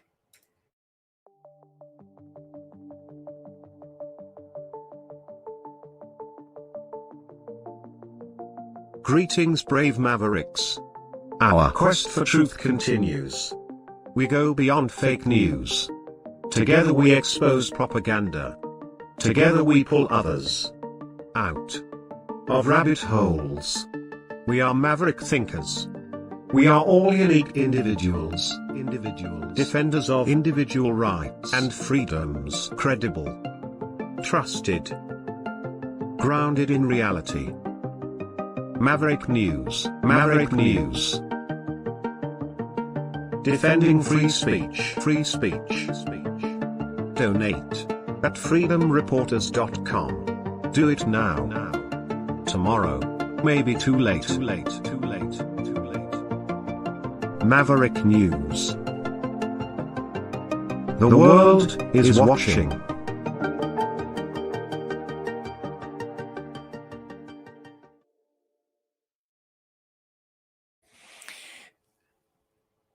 A lot of you saw the Tucker Carlson coverage of the QAnon shaman walking through the Capitol building there, you know, getting the escort on January 6th. And that footage gave us a completely different perspective on what happened January 6th than what we're being told through the mainstream media. As I said at the beginning of this broadcast, I think people are living in two different worlds. It's strange to me. And I think part of it is psychological screwery. Might even be related to what we were just talking about. We're living in a time of war, but this is a new kind of warfare. Psychological manipulation is constant. It just, I'm really beginning to wonder how people's minds are being affected. I think mental health is actually seriously in jeopardy here for a lot of people because of exactly this: psychological manipulation, the way people perceive things. Also, this ties into some of the testimony from the National Citizens Inquiry today, where one of the witnesses talked about being at a social gathering. And in this person's testimony, she said that while at this party, or I get a lot of people there, somebody just mentioned the medication that starts with the letter I. I'm not going to even say the word because the censorship is so extensive that I'm afraid that if I say the name of the medication that starts with the letter I, something bad might happen here. But the witness said that at this social function, that as soon as that word of that medication was mentioned, everyone had been very noisy and talking, and the entire room went silent for a moment. And then you could hear all the people in the background audio and the sound whispering or saying the word horse paste, as if triggered, all of them saying horse paste. So she said during her testimony today, and I'm sorry, her name escapes me at the moment. She said that it seemed to be like some sort of psychological conditioning, where that if you heard that word of the medication that starts with the letter I, you would think of horse paste, and to the point where you would actually say it. That was freaky weird to hear her say that. And then I thought about this story here, about this January 6th demonstrator being sentenced to over 7 years in prison. And the reason I thought about it is because the officer who was assaulted in this case, and this person was accused of being involved in that assault, the person is going to prison. But the officer, there was a police officer who testified, gave testimony, and his account of what happened is so insanely different than what you've seen on Tucker Carlson, or even what I saw, what I've seen just, through watching the raw videos and the clips and all the information that I have paints a somewhat different picture. And then I thought about what happened in Ottawa at the truckers convoy, and how you have the truckers there and the people on the freedom side seeing it one way, and then people on the other side, the woke, left-wing, pro-government side, I guess you could say, seeing it completely different. Violent insurrectionists. No, we're peaceful protesters. And then think back to those BLM riots. Burning buildings, it's mostly peaceful protest, but you can see the buildings burning, and people don't believe their own lying eyes. It's bizarre to me. I can't think of any time in history whenever anything like this has ever happened before. How can you have people so polarized and seeing the world in a completely different way? It's as though, they're so blind that they only see what they want to see, which makes me even question myself. Is what I believe accurate or true? Or am I being psychologically manipulated to just see what I want to see? It's pretty weird. Because when I listen, I'm going to run some of this for you, but when you listen to some of this stuff, I'm going to run it because it's the other side, right? And I know that you maybe have heard some of it, but we live in our own little bubbles, right? These days. But here's the story before we run any of the video. A January 6th rider seen in a chaotic video assaulting and pinning a Metropolitan Police Department officer in a doorway was sentenced to 7 years and 6 months in prison. Patrick McCaughey was at the front of the mob. See, a lot of this is the way the mainstream media conditions people too, right? With the choice of words, the descriptions they choose. Again, the repetition and messaging. The trapped DC officer Daniel Hodges in the building's Lower West Terrace tunnel as he was repeatedly assaulted by rioters. Judge Trevor McFadden described the assault as among the most dangerous and violent clashes with police, and that McCaughey's actions amounted to, quote, some of the most egregious crimes committed on that day.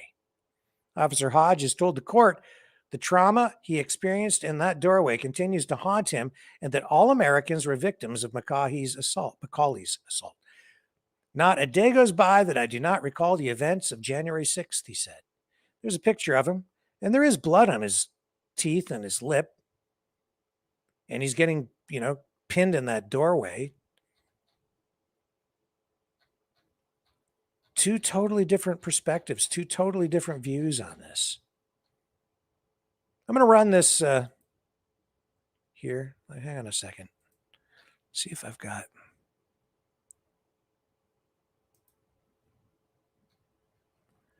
Let's just run a little bit of this.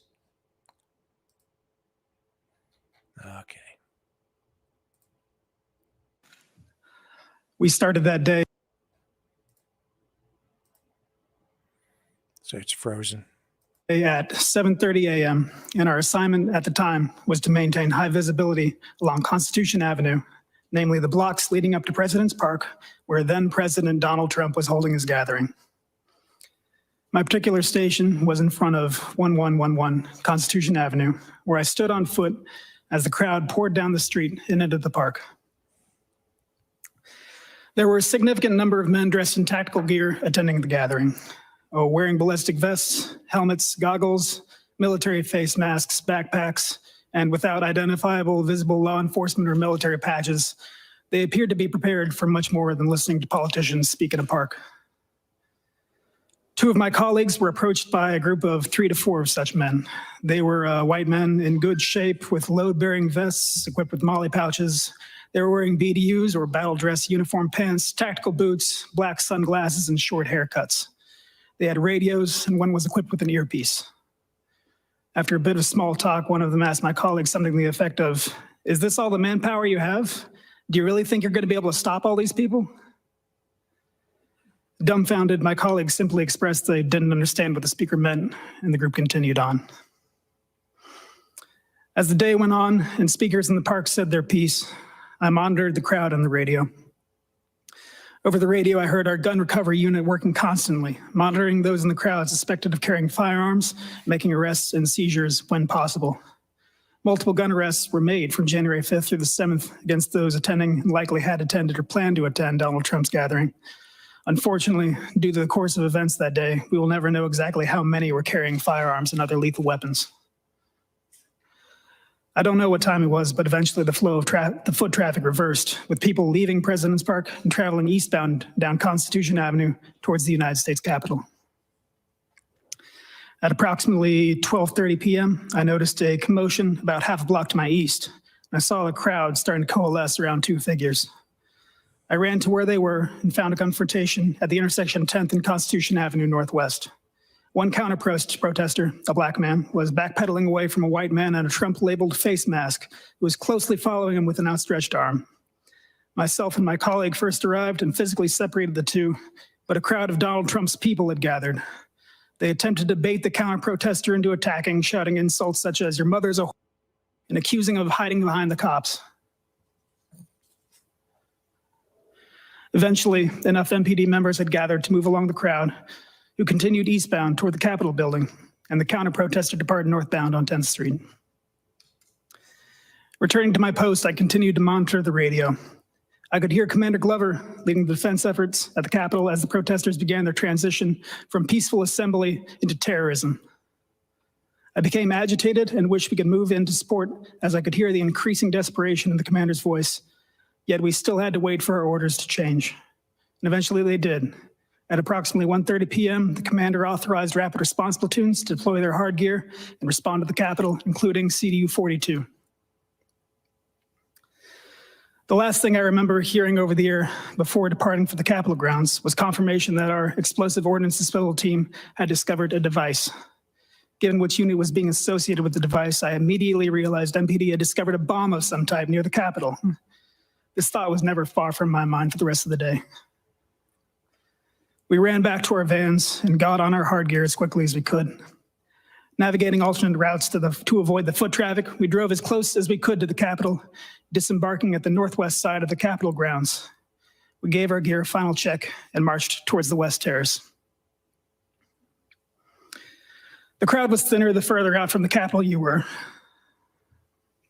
So as we marched, the resistance we initially met was verbal. A man sarcastically yelled, "Here come the boys in blue, so brave." Another called on us to remember your oath. There was plenty of booing. A woman called us stormtroopers. Another woman, who was part of the mob of terrorists laying siege to the Capitol of the United States, shouted traitors. More found appeal in this label and shouted traitors at us as we passed. One man attempted to turn it into a duosyllabic chant. We continued to march. We had been marching in 2 columns, but as we got closer to the West Terrace, the crowd became so dense that in order to progress, we marched single file with our hands on the shoulders of the man in front of us in order to avoid separation. However, as we came close to the terrace, our line was divided and we came under attack. A man attempted to rip the baton from my hands and we wrestled for control. I retained my weapon after I pushed him back. He yelled at me, "You're on the wrong team." Cut off from our leadership, which was at the front of our formation, we huddled up and assessed the threats surrounding us. One man tried and failed to build a rapport with me, shouting, "Are you my brother?" Another takes a different tack, shouting, "You will die on your knees." I was at the front of our group and determined we had to push our way through the crowd in order to join the defense proper. So I began shouting, "Make way," as I forged ahead, hoping that I'm clearing a path for others behind me to follow. However, as I looked back, I saw that the rest of the group came under attack and were unable to follow. The crowd attempted to physically bar the rest of the platoon from following. I backtracked and started pulling the terrorists off my team from their backpacks and their collars.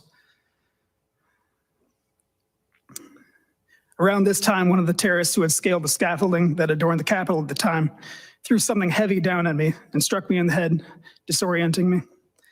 I suspect this resulted in the likely concussion I dealt with in the weeks after. Another man attempted to disarm me of my baton. And again, we wrestled for control. He kicked me in my chest as we went to the ground. I was able to retain my baton again, but I ended up on my hands and knees and blind. The medical mask I was wearing at the time to protect myself from the coronavirus was pulled up over my eyes so I couldn't see. I braced myself against the impact of their blows and feared the worst. Thankfully, my platoon had repelled their own attackers and got me back on my feet. The crowd started chanting "USA" at us, and we struck out again for the West Terrace. I led the charge through the midst of crowd control munitions, explosions, and smoke engulfing the area. Terrorists were breaking apart the metal fencing and bike racks into individual pieces, presumably to use as weapons. Thankfully, we made it to the secondary defense line on the West Terrace that MPD and Capitol Police were managing to hold. The rest of my platoon got behind the line, and we could take stock of the situation. I realized that back during the previous assault, someone had stolen my radio. From that point on, I was in the dark as to our current status, when reinforcements would arrive. Terrorists were scaling the scaffolding on both our sides, the tower that was in front of us, and attempting to breach the waist-high metal fencing that was the only barrier we had aside from ourselves. The sea of people was punctuated throughout by flags, mostly variations of American flags and Trump flags. There was Gadsden flags. It was clear the terrorists perceived themselves to be Christians. I saw the Christian flag directly to my front. Another read, "Jesus is my savior, Trump is my president." Another, "Jesus is king." One flag read, "Don't give up the ship." Another had crossed rifles beneath the skull, emblazoned with the pattern of the American flag. To my perpetual confusion, I saw the thin blue line flag, a symbol of support for law enforcement, more than once being carried by the terrorists as they ignored our commands and continued to assault us. The acrid sting of CS gas or tear gas and OC spray, which is mace, hung in the air as the terrorists threw our own CS gas canisters back at us and sprayed us with their own OC. Either they bought themselves or stole from us. Later, I learned at least one of them was spraying us in the face with wasp spray. The terrorists alternated between attempting to break our defenses and shouting at or attempting to convert us. Men alleging to be veterans told us how they had fought for this country and were fighting for it again. One man tried to start a chant of 4 more years. Another shouted, "Do not attack us, we're not Black Lives Matter," as if political affiliation is how we determine when to use force. A man in a QAnon hoodie exclaims, "This is the time to choose which side of history to be on." A man whose shirt read, "God, guns, and Trump" stood behind him, silently holding a Trump flag. A new man came to the front and fixated on me, continually berating me, telling me to take off my gear and give it to him, to show solidarity with we the people, or we're gonna run over you. His voice cracked with the strain and the volume of his threats. He continued, "Do you think your little pea shooter guns are gonna stop this crowd? No, we're going in that building." Eventually, there was a surge in the crowd. The fence buckled and broke apart, and we were unable to hold the line. A chaotic melee ensued. Terrorists pushed through the line and engaged us in hand-to-hand combat.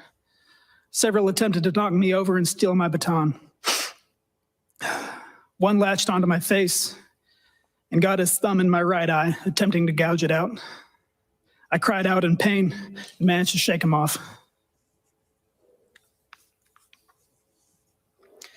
managed to shake him off before any permanent damage was done. I couldn't fully engage anyone. For the moment I do is when another 20 terrorists move in to attack while my hands are full. It was all we could do to keep ourselves on our feet and continue to fall back. I'm sprayed with a fire extinguisher, and a red smoke grenade burns at our feet. In the fight, a terrorist is knocked to the ground and his jacket rides up, exposing a large hunting knife on his belt. I, along with several other officers, piled on him, while another removed the knife from his person. He regained himself unharmed and shouts indignantly, "What are you doing? What are you guys doing?" At this point, the terrorists had claimed most of the western terrace, cornering myself and other officers on the southern edge. We found a side stair off of the terrace up to an upper landing, followed by more stairs up and inside.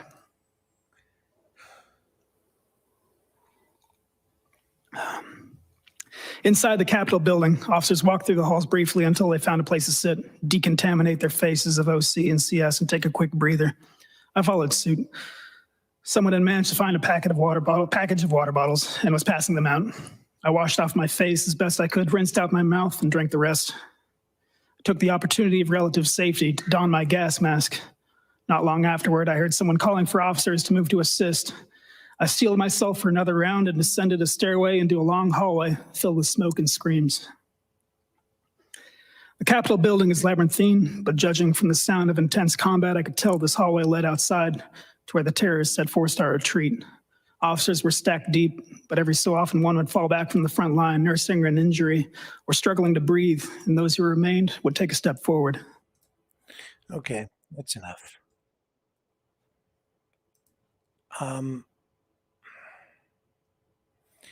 There are only so many possibilities here. He's lying.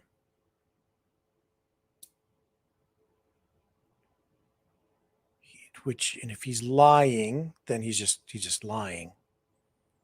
Or he's telling the truth, and everybody over here is brainwashed somehow so that they're seeing things that aren't real. Or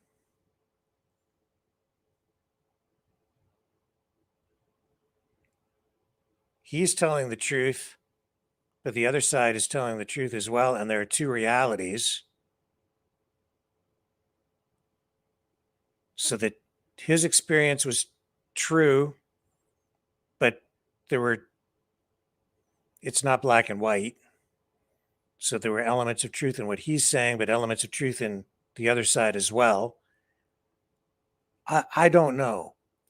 What I do see is this guy is telling a story that completely contradicts what I think I saw, what I think you probably saw, where we think we saw, based on the raw footage, the raw video of that day. And I did watch live that day. So maybe the video cameras weren't picking up things that happened that we just didn't see. There were a lot of different places to go to. But you can manipulate video as well, right? I don't know.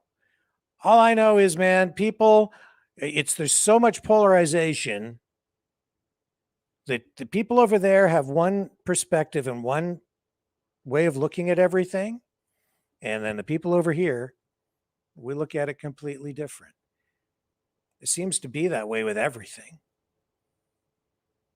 Which begs the question, what's the truth?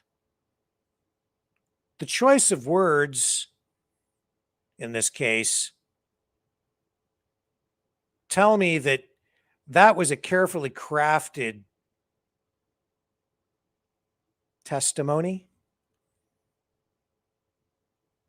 Just the choice of words, he's reading it, obviously, right?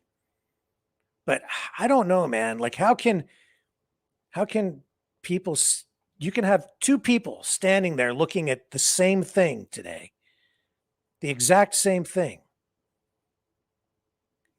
and see something completely different. I remember during the convoy watching live coverage of people making heart shapes with their hands from the windows of trucks. But while a reporter with with the mainstream media, I don't remember which one, it might have been CBC, might have been CTV, standing there talking about how there was violence. And there's literally someone making a heart shape behind them from the window of a truck.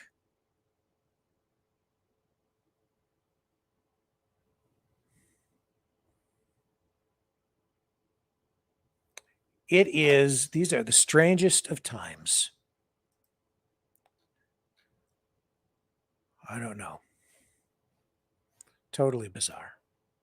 And then there is also, see, on the other side of this, let's see if I can find it for you. There was another guy charged as well. This story, though, a little bit different. I hope I can find it. I have had it queued up. Let me just, I've got it. I'll find it. This guy was a police officer, former police officer. I have to get the information back up here. Here we are. Capitol police officer sentenced for obstruction of justice. Michelangelo Riley, a 25-year law enforcement veteran, was on duty when the mob stormed the Capitol in 2021. Let me bring this up for you. Again, a lot of it is how media portrays things, their choice of words, and then people are conditioned to view things in a particular way, like the word of the use of the word mob, right? Stormed the Capitol. It's a choice of words. And there's Michelangelo Riley, picture of him right there. A U.S. Capitol police officer who tried to assist a Virginia man avoid criminal charges for breaching the Capitol building on January 6th, 2021, was sentenced Thursday, so this is yesterday, for obstruction of justice. Michelangelo Riley, a 25-year law enforcement veteran, was on duty when the mob stormed the Capitol. He received 2 years of probation and 4 months of home detention for his role in warning another man about the pending criminal investigation into the riot and advised him to scrub incriminating evidence from social media. So this guy goes to jail,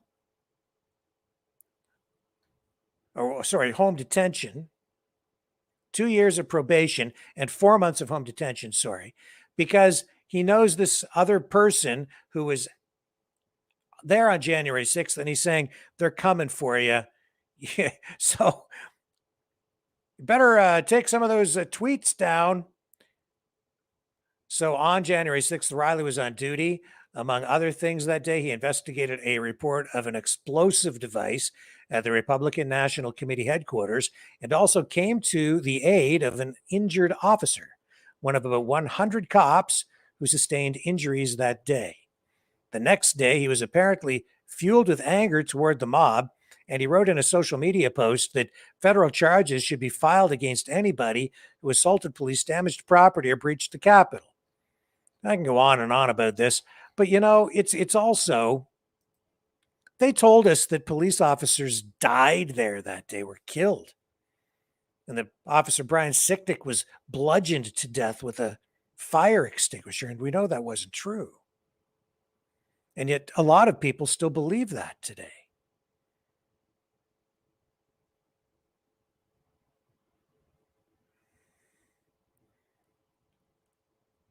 So you're left with diametrically opposed views on what happened at that incident, and you can see how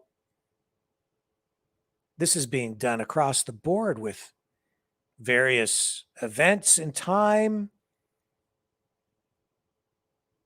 Everything political, everything politicized, and everything described in particular ways, in very extreme ways today, in order to get people to view things in a particular way. People are being manipulated. That says to me that I need to be, and I think we all need to be, on our guard at all times, because I think that we are probably bombarded with it too. And I want I don't want to just pursue truth. I want to try to keep my mind healthy so that whatever I'm seeing is clear. If you know what I'm saying.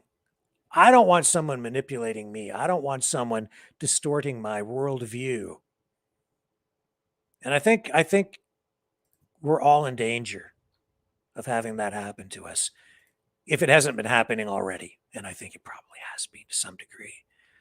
But at least if we're aware, right, then we can defend ourselves from it.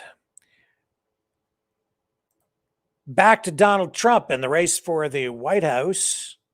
And it's a two-way race right now, DeSantis and Trump for the nomination on the Republican side.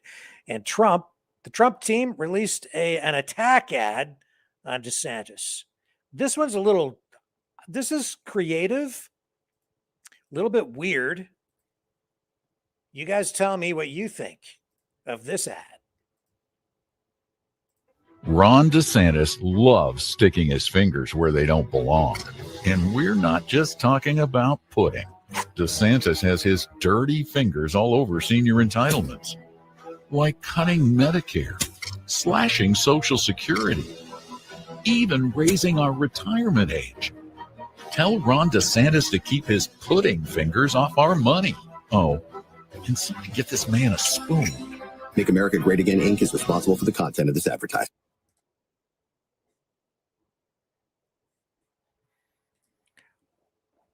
What do you make of that? I think there's more going on in that ad than what meets the eye.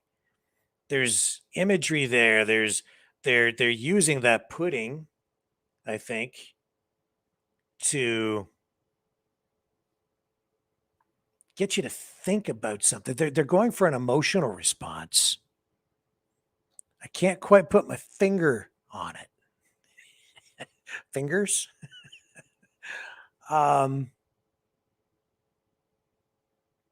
Pretty creative stuff, but I think there's some psychological manipulation going on there. They're trying to get you to me, that ad makes me feel squeamish, kind of grosses me out a little bit, makes me think of Ron DeSantis as being a little bit dirty. It just kind of grosses me out a bit. And is there something else with regard to that? Am I missing something? That I feel like there's something I'm missing when I'm analyzing that. What is it about it? It's kind of like, ugh. It makes me think of DeSantis in a very distasteful way. Turns me off. Yeah, find it revolting. Ron DeSantis eats pudding with his fingers, right? Maybe it's just that. So that when you go think of, from now, when you think of Ron DeSantis, you're thinking of some guy being a pig eating with, like, I have to give it to him. That's what's stuck in my head now. When I think about Ron DeSantis, I have this disgusting image of a finger pudding eater person. It's like, bleh. I think it might just be that simple. It's about simply associating Ron DeSantis with something disgusting. That's kind of what Trump's whole shtick has been all the way along, too. The way he attacks his opponents, making up nicknames for them, right? Ron DeSanctimonious, Crooked Hillary. And that's what sticks in people's minds. It's pretty effective stuff. And a little bit funny. I see a little bit of humor in it. I'm not even sure where the whole thing comes from, honestly. Like, why is there some other significance to the pudding? Or is it just, the other thing I noticed there too, and this ties into what we were talking about the other night, the rise of populism. You notice that they're attacking DeSantis for taking, I guess, rather conservative stances on various issues, especially economic issues.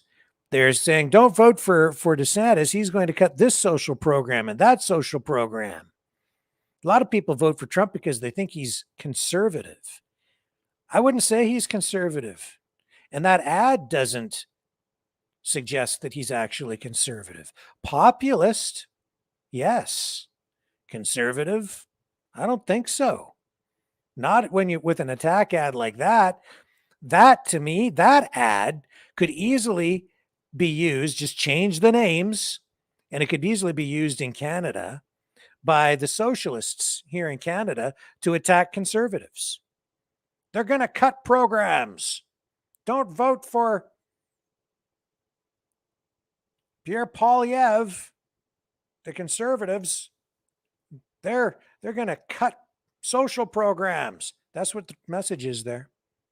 Trump is saying, don't support DeSantis. He's going to take away this program and that program. That's in the page 1 of the playbook for the socialist movement. And then we showed you, I laid it out the other night when we talked about the rise of populism, how a lot of the people involved in the populist political movements through time, through history, and even today, a lot of them are socialists, or they come from the socialist side of the political spectrum. And yet you'll also find, I think, a lot of social conservatism and Christian values within the populist movement. So it's kind of a hybrid political group, political movement. It's about the people. It's about working class values that the majority of people, I think, involved in the populist movements are middle class, working class, blue collar. That's why it attracts so many people from the labor side.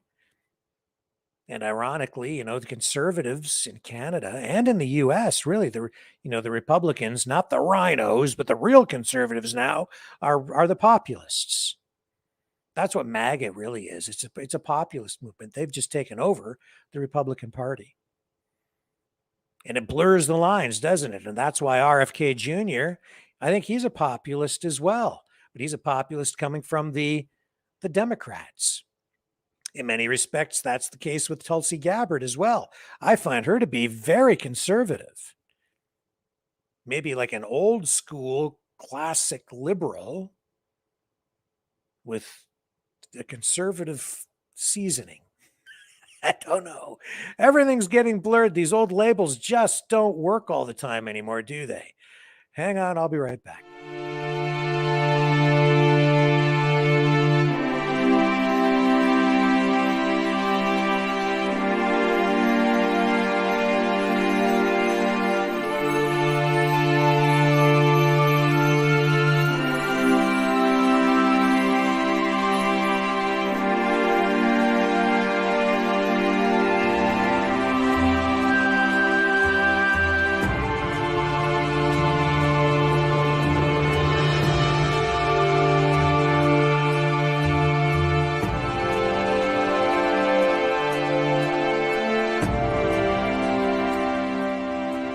Maverick News. The world is watching.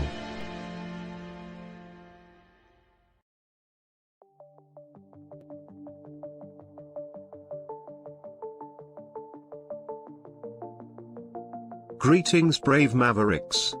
Our quest for truth continues. We go beyond fake news. Together we expose propaganda. Together we pull others out of rabbit holes. We are maverick thinkers. We are all unique individuals, defenders of individual rights and freedoms, credible, trusted, grounded in reality. Maverick News, Maverick News. Defending free speech, free speech. Donate at freedomreporters.com. Do it now. Tomorrow may be too late. Maverick News. The world is watching.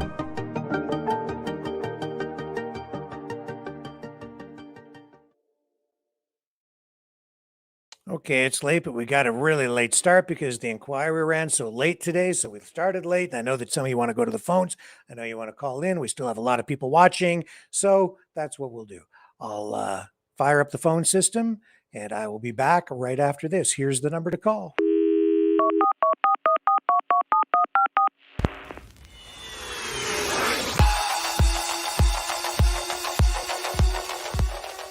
Join the conversation. Call 1-833-975-3733. That's 1-833-975-FREE. Speak up. Speak out. Make your voice heard. Maverick News. Fighting for freedom by defending your right to free speech. Be a Maverick. Join us.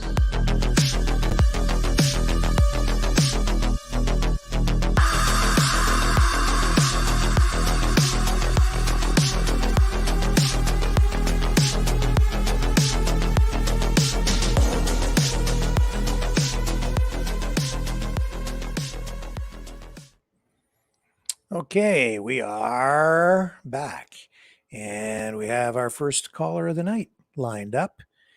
Here we go. I think it's Julio. No, it's Julio. It's the man without a plan. After all your disasters, Rick, coming to you live. You know what? That testimony by that poor fella there that he was blind. He seen the Lockford blind guy after he was blind, didn't he? You're kind of breaking up there, Leo. You've got your new Bluetooth thingy on, but there's some interference tonight. Okay, I'll go outside. Let me step into my office. Give me about 10 seconds.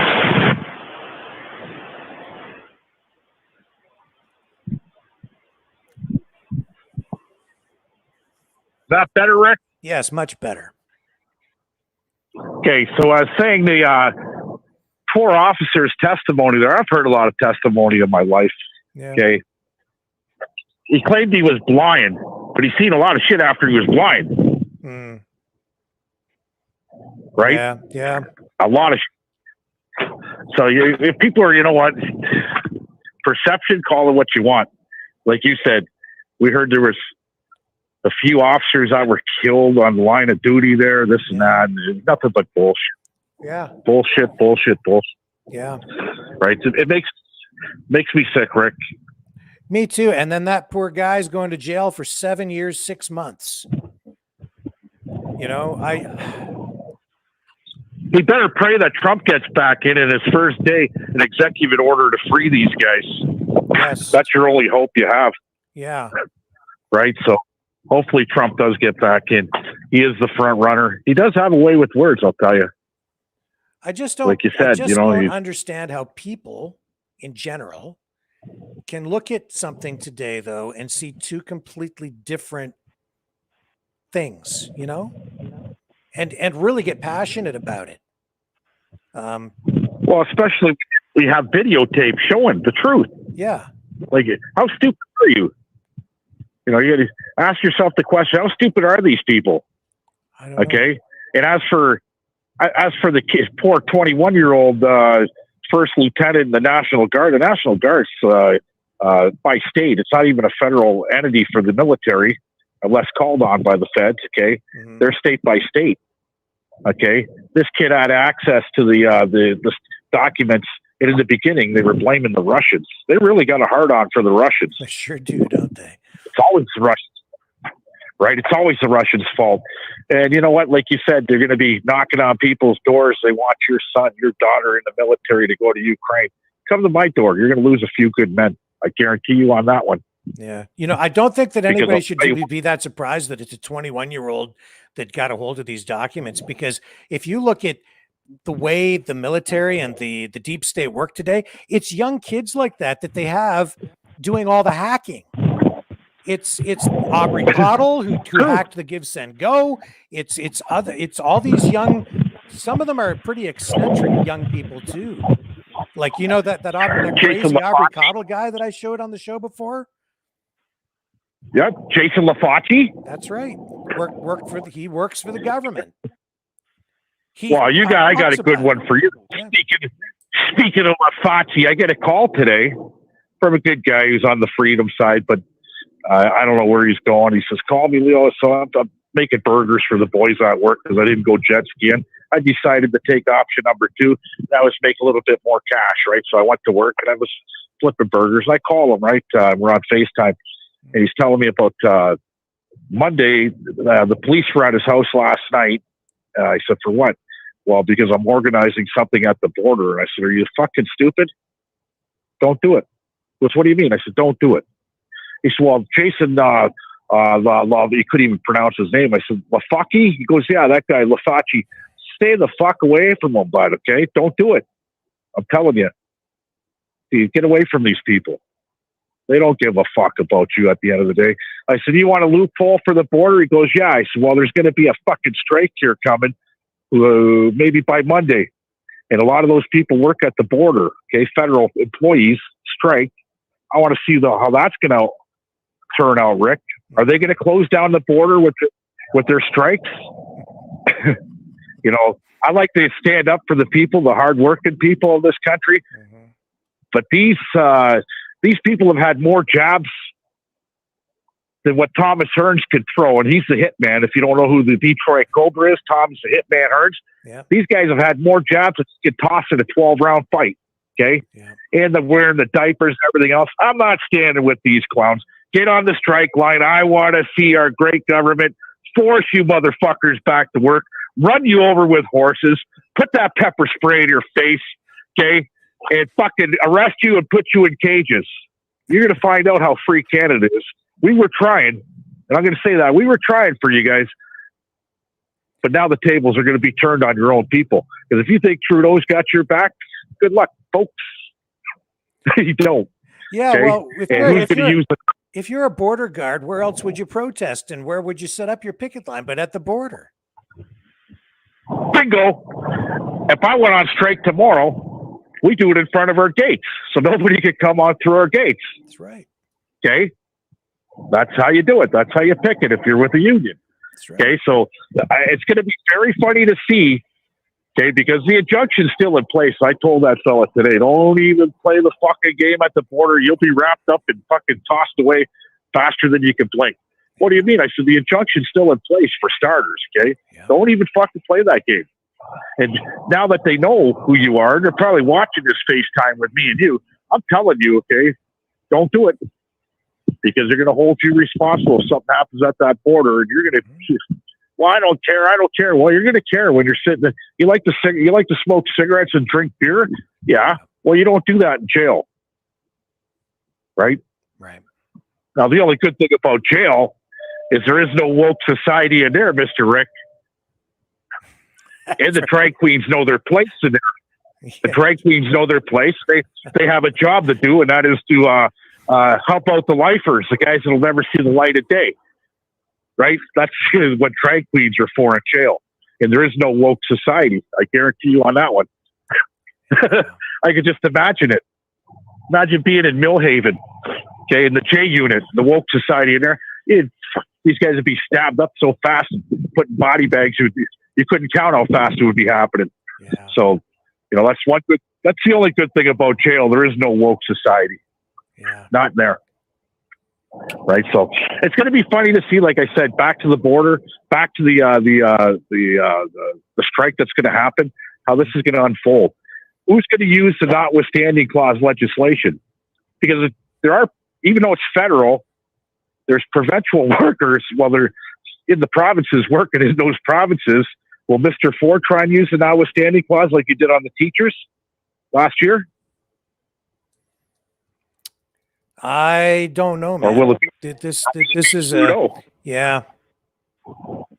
This is federal, so it's a different deal, and the laws are a little different too. So, right? Are they going to mandate? People that are waiting for their CERB. I don't know if they're even getting that shit anymore. CERB, the carbon tax, and all this crap. I don't get none of that shit, so it don't really matter to me. But that's the selfish me. I don't give a shit. But people are waiting. Even your income tax returns. I haven't even filed my income tax, so if I'm getting something back that's money in the bank, if I owe, well, guess what? I'm going to owe you a little longer because you're on strike, right? So you can't even file your income tax and get a return. It's going to be a shit show like the passport centers 18 months ago, waiting for a passport. Yeah. 3 weeks later. Right. So it's going to be interesting, Rick. The next couple of weeks, there's going to be a lot of news for you. That's for sure. Yeah. Well, even if they don't set up picket lines, if they don't have any people to work, I guess the border gets shut down anyway. I don't know how. Well, yeah. Well, you watch how fast Mr. Joe Biden interjects. Oh, you can't shut down that border. We'll bring the Marines. Yeah. We'll bring the 101st Airborne Division out of fucking Fort Langley. Here they come, folks. Yeah, right. They ain't shutting that border down. Are you going to have scabs? No, that's going to be another thing. You can't have scabs. Yeah. People cross the line. I used to stand so tough for the unions. I grew up Lee Iacocca days, right? My dad union. Everybody in this town where I'm at, Windsor, Ontario's union. But me today, there's a shit ton of different unions here, and man, oh man, I can't. It's not the same, Rick. It's not the same at all. I've been to strikes where I've seen people get bricks thrown at them, bricks. Okay, because they're bringing in the scabs. Mm-hmm. I seen people get run over by buses because they're bringing in the scabs. Mm-hmm. I see some crazy shit fights. Okay, was like the gangs in New York with Leonardo DiCaprio. Yeah, okay, you don't cross the line. Right. So who's going to cross the line to the border? This is going to be interesting. That's the one to watch. Who cares what happens up in Ottawa? It's the border you're going to be watching. Yep. Because after all, that is. Yeah. Sorry, I didn't mean to interrupt you. That's what. No, you go. Go ahead. No, I was going to say that's where the money is, right? So, yeah, they're gonna want to keep that open. They want that trade flowing. They want the big corporations, the auto companies, all the other businesses. They want that border open. That's money, money, money, money, money. Big money. Yeah. Big money. So, it's going to be interesting to see, guys. But you're going to want to watch this area again. That's Windsor, Ontario. We're in the news a lot down here, eh? Yeah, I loved, I as a news guy, when I worked and lived in Windsor, it was a great news town because it's right on the border. So you get all these international stories, labor, huge labor town, auto industry. There's always has been a lot of action here, man. Yeah. Always. Yeah. Always been a lot of shit, rum running, weed running. We could go on about running. How about running the who did we run out of town? Oh, the Americans. That's why they're in Detroit. They're the French. Fort Detroit, right? So, yeah, there's been a lot of history here. We're rich with it. And but stay tuned. This is going to be the epic center will be here, Windsor, Ontario, Niagara Falls, Port Huron, okay, and any border crossing along the way. There's a few border crossings, Scoots, all of them, right? Yeah. So, yeah, well, interesting to see. Yeah, I'm glad that you brought this up. It's an important subject, and it's important especially there because that affects not just Canada, but everybody on the U.S. side too. So, yeah. Yeah, I want to see if the government's going to interject forcefully, like they did for the freedom protesters. Are they going to let it go on for how long did it happen in Windsor? 21 days? No, not even 21 days here. No, not that long. What was it? 7 days? 8 days? 8 days. See, my mind. I was there the whole time too. Yeah. 8 days, 9 days, whatever. Right? Will they let it go on longer than that at the border, or were they going to interject with the 3,000 police officers they had down there in the armored vehicles and all kinds of crazy shit? The machine guns. I've seen it all, man. Yeah. It was brutal. So, with that being said, Rick, get on to your next caller. Always a pleasure. And I just want to thank everybody that contributed today. Rick is paying out of his own pocket, and I know this. So hit the super chats, get some money to him so he can pay for these damn phone lines. I paid for my call. Thanks, guys. Thank you, Leo. Thank you. Appreciate it. Great call. Okay, here's Matthew. Hello. How are you? Okay. I've been watching since the trucker riots and today I'm calling in to talk about credit default swaps. Okay.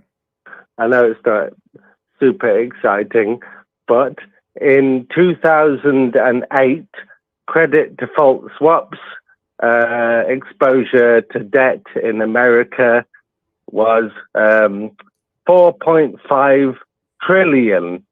I know a trillion is a mental number, but it's 1,000 billion.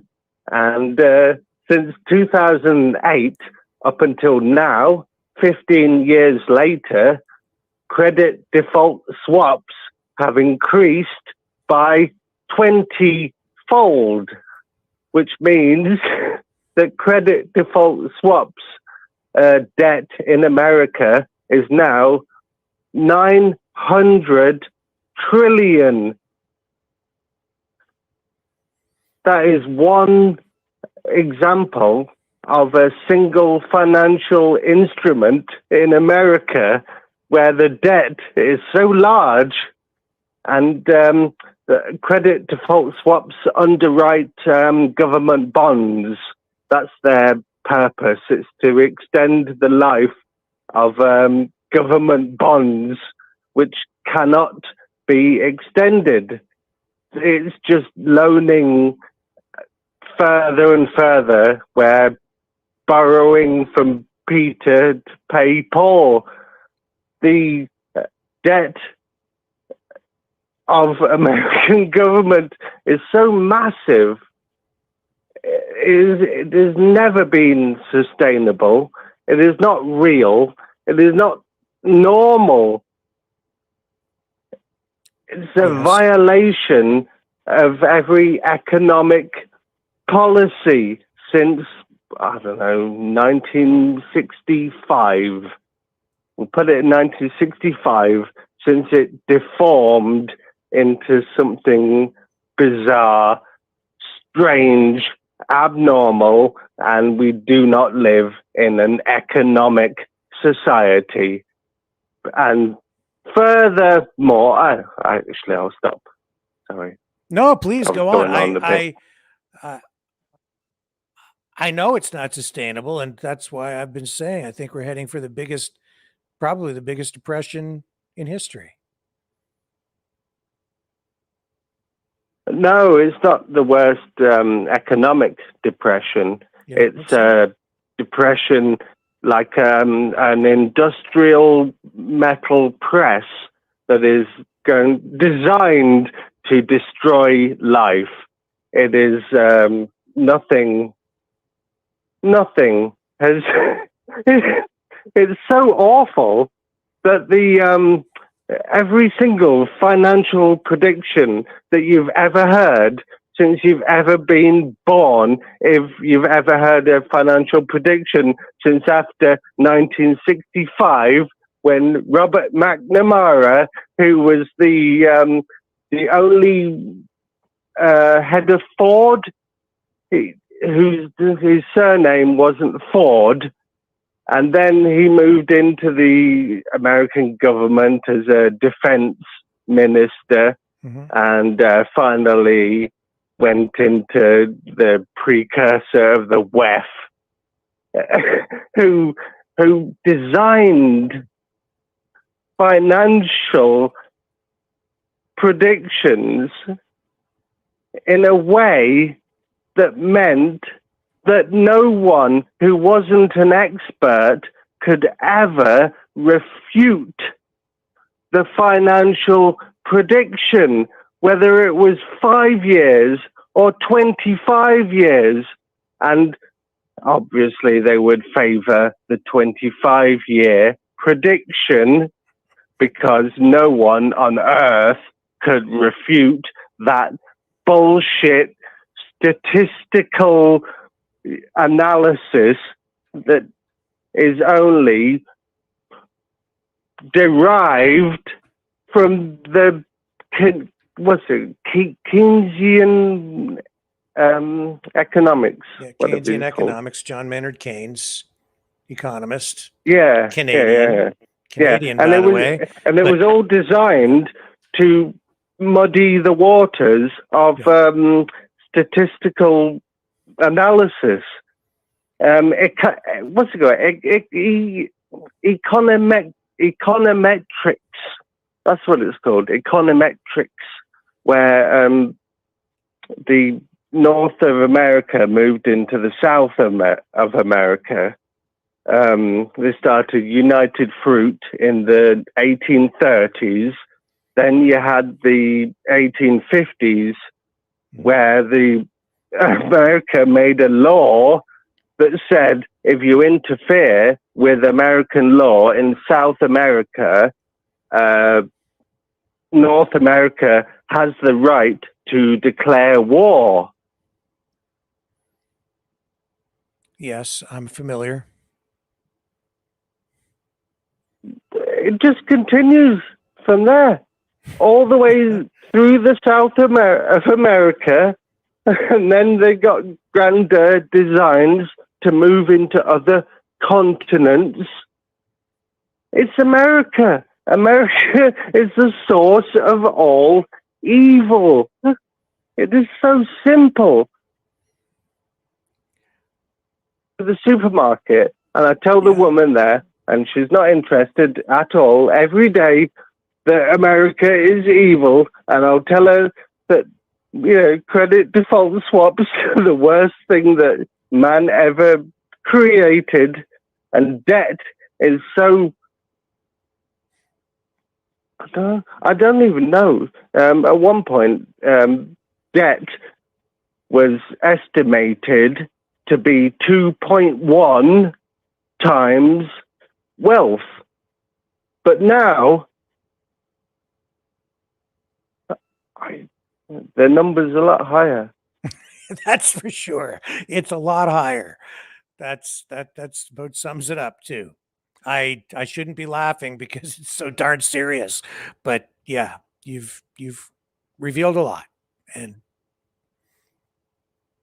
basically, yeah, we're screwed. All right. Well, yeah. I only got my phone today, and I said I was going to call in, and all the good things. And one thing. All right. Before I go, I have to say one thing. Sure. You are an apostate. It's English literature. There's a poet called John Donne, and he used to write about death. And he was a brilliant man. And even before he died, he would practice dying. He would actually get inside a coffin and fold his arms across himself. And, other people would celebrate his death just for a few hours or whatever.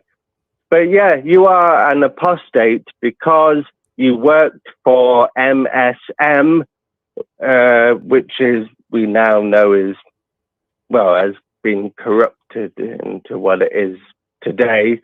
But you worked for MSM, and now you not only do you not work for MSM, but you are your own man in opposition of what you did as a professional. Yes. That's remarkable. I suppose it is, isn't it? Yes. Yeah. And I've never been called an apostate before, but I think you may be accurate. No, not only that, I'll carry on. I'll carry on for another hour. It's easy because what you've done is not only have you created I'll call it a church, but we won't go too Christian centric, but you have made a space for so many people who've been so hurt. They've been destroyed. And we won't get medical. I don't have to list all the terrible things that have happened, but you are remarkable, because you turned away from the faith that you had, and 1 million people are reaching to you from different directions because of all the stories that you've revealed, and now your personal life has been affected, and you continue, and you will continue. I appreciate the kind words. I appreciate the confidence. I'm just one small guy, just trying to do my thing. And a lot of people are trying to do their thing too. And a lot of people have been putting it on the line in these very strange times. And a lot of people have had their personal if we lives can affected. carry on talking, we can carry on for another half an hour, because, I know you're wrapping this up or whatever happens, but anyway, look, I bought 50 quid's worth of credit, and they told me it was 15 pence a minute, which means I can ramble for half a decade if I want to. Where are you, where are you calling from? I'm in England, which you might have suspected. Yes. I'm in the middle of England, which is Leicester, and I'm pretty close to the middle of England, where if you travel in any direction, you'll be the furthest from the sea. I see. Well, listen, I appreciate the call very much. I appreciate the kind words too. I think the praise might be a little overblown. As I say, it's not overblown, Rick. It really isn't. I see this world, and you are a bright light. Let me just talk about Gina, one of your moderators. Yes. She is a robo-woman who had 11 operations and is still, I don't know, she has everything. Her soul is intertwined with yours, your kindness, look at, all right, let's kill it, right? I'll do one last one. Okay. RV, yeah? Yeah. What's the RV, right? We all know that he was, Jesus Christ, he was so insulting. He was so insulting for weeks and weeks, and you held on, and you held on, and you held on, and he called in. And during the call-in, he might have been insulting 43 times in one conversation. And you were nodding and going, And then he sort of joined the community, and he welcomed everyone who came in. And then what happened? Was it 9 weeks of civility, and then he turned on you again? I don't get it. I don't understand any of it. I really honestly don't. Anyway, look, I'm going to murder this. I'm going to stop this right now. Okay. I'm going to call in another day. Thank you. I have maybe £43 worth of credit left, and I'm going to rinse it all out. I won't beat what's his name? 100 calls total. Leo, yeah, Mouth of the South, yeah. Mouth of the South. I'd like to say to you that you're mega, by the way. Yeah. And last thing, John. Where's John? I've been getting a few emails from him, but he hasn't been calling in at all. And I'm not sure if he's watching as much as he used to, but yeah, I miss John. He'll be back though. I miss John. Yeah, me too. I do. I enjoyed the conversations with him. He was funny. He's a funny guy. He absolutely is. All right. Well, you wanker. It's the first day I decided to call. It's 4:10 a.m. in the morning. Oh. I don't have work tomorrow, thank fuck. But yeah, thanks for making me wait until 4 o'clock a.m. Well, listen. All right, I'm hanging up. No. Oh, say one more. Sorry. I just wanted to say thank you for calling. It's been a delightful call. All right, I'm hanging up. All right. Bye. All right, we'll talk to you next time. Looking forward to it. Thank you very, very much. Take care, Matthew. All the way from England. And that, folks, is going to wrap things up for the night. That gets us to just after, what time is it anyway? Just after 11 p.m. Long day today. Thank you, everybody, for watching all day long with the National Citizens Inquiry. Thank you for sticking with this so late into the evening. It's been delightful. And I was called an apostate and a wanker in one call. I love it. I absolutely love it. I'll be back tomorrow, everybody. And thank you for the support tonight, too. Thank you. Really. It's just can't keep the thing running without your support.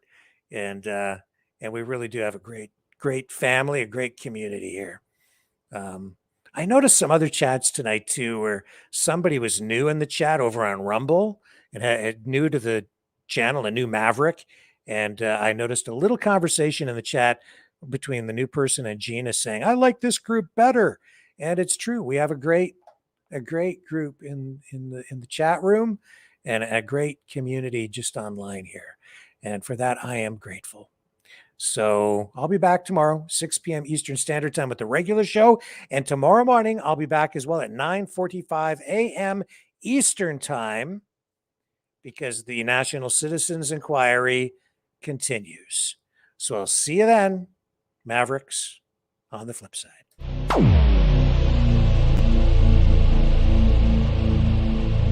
This has been a Maverick Multimedia production.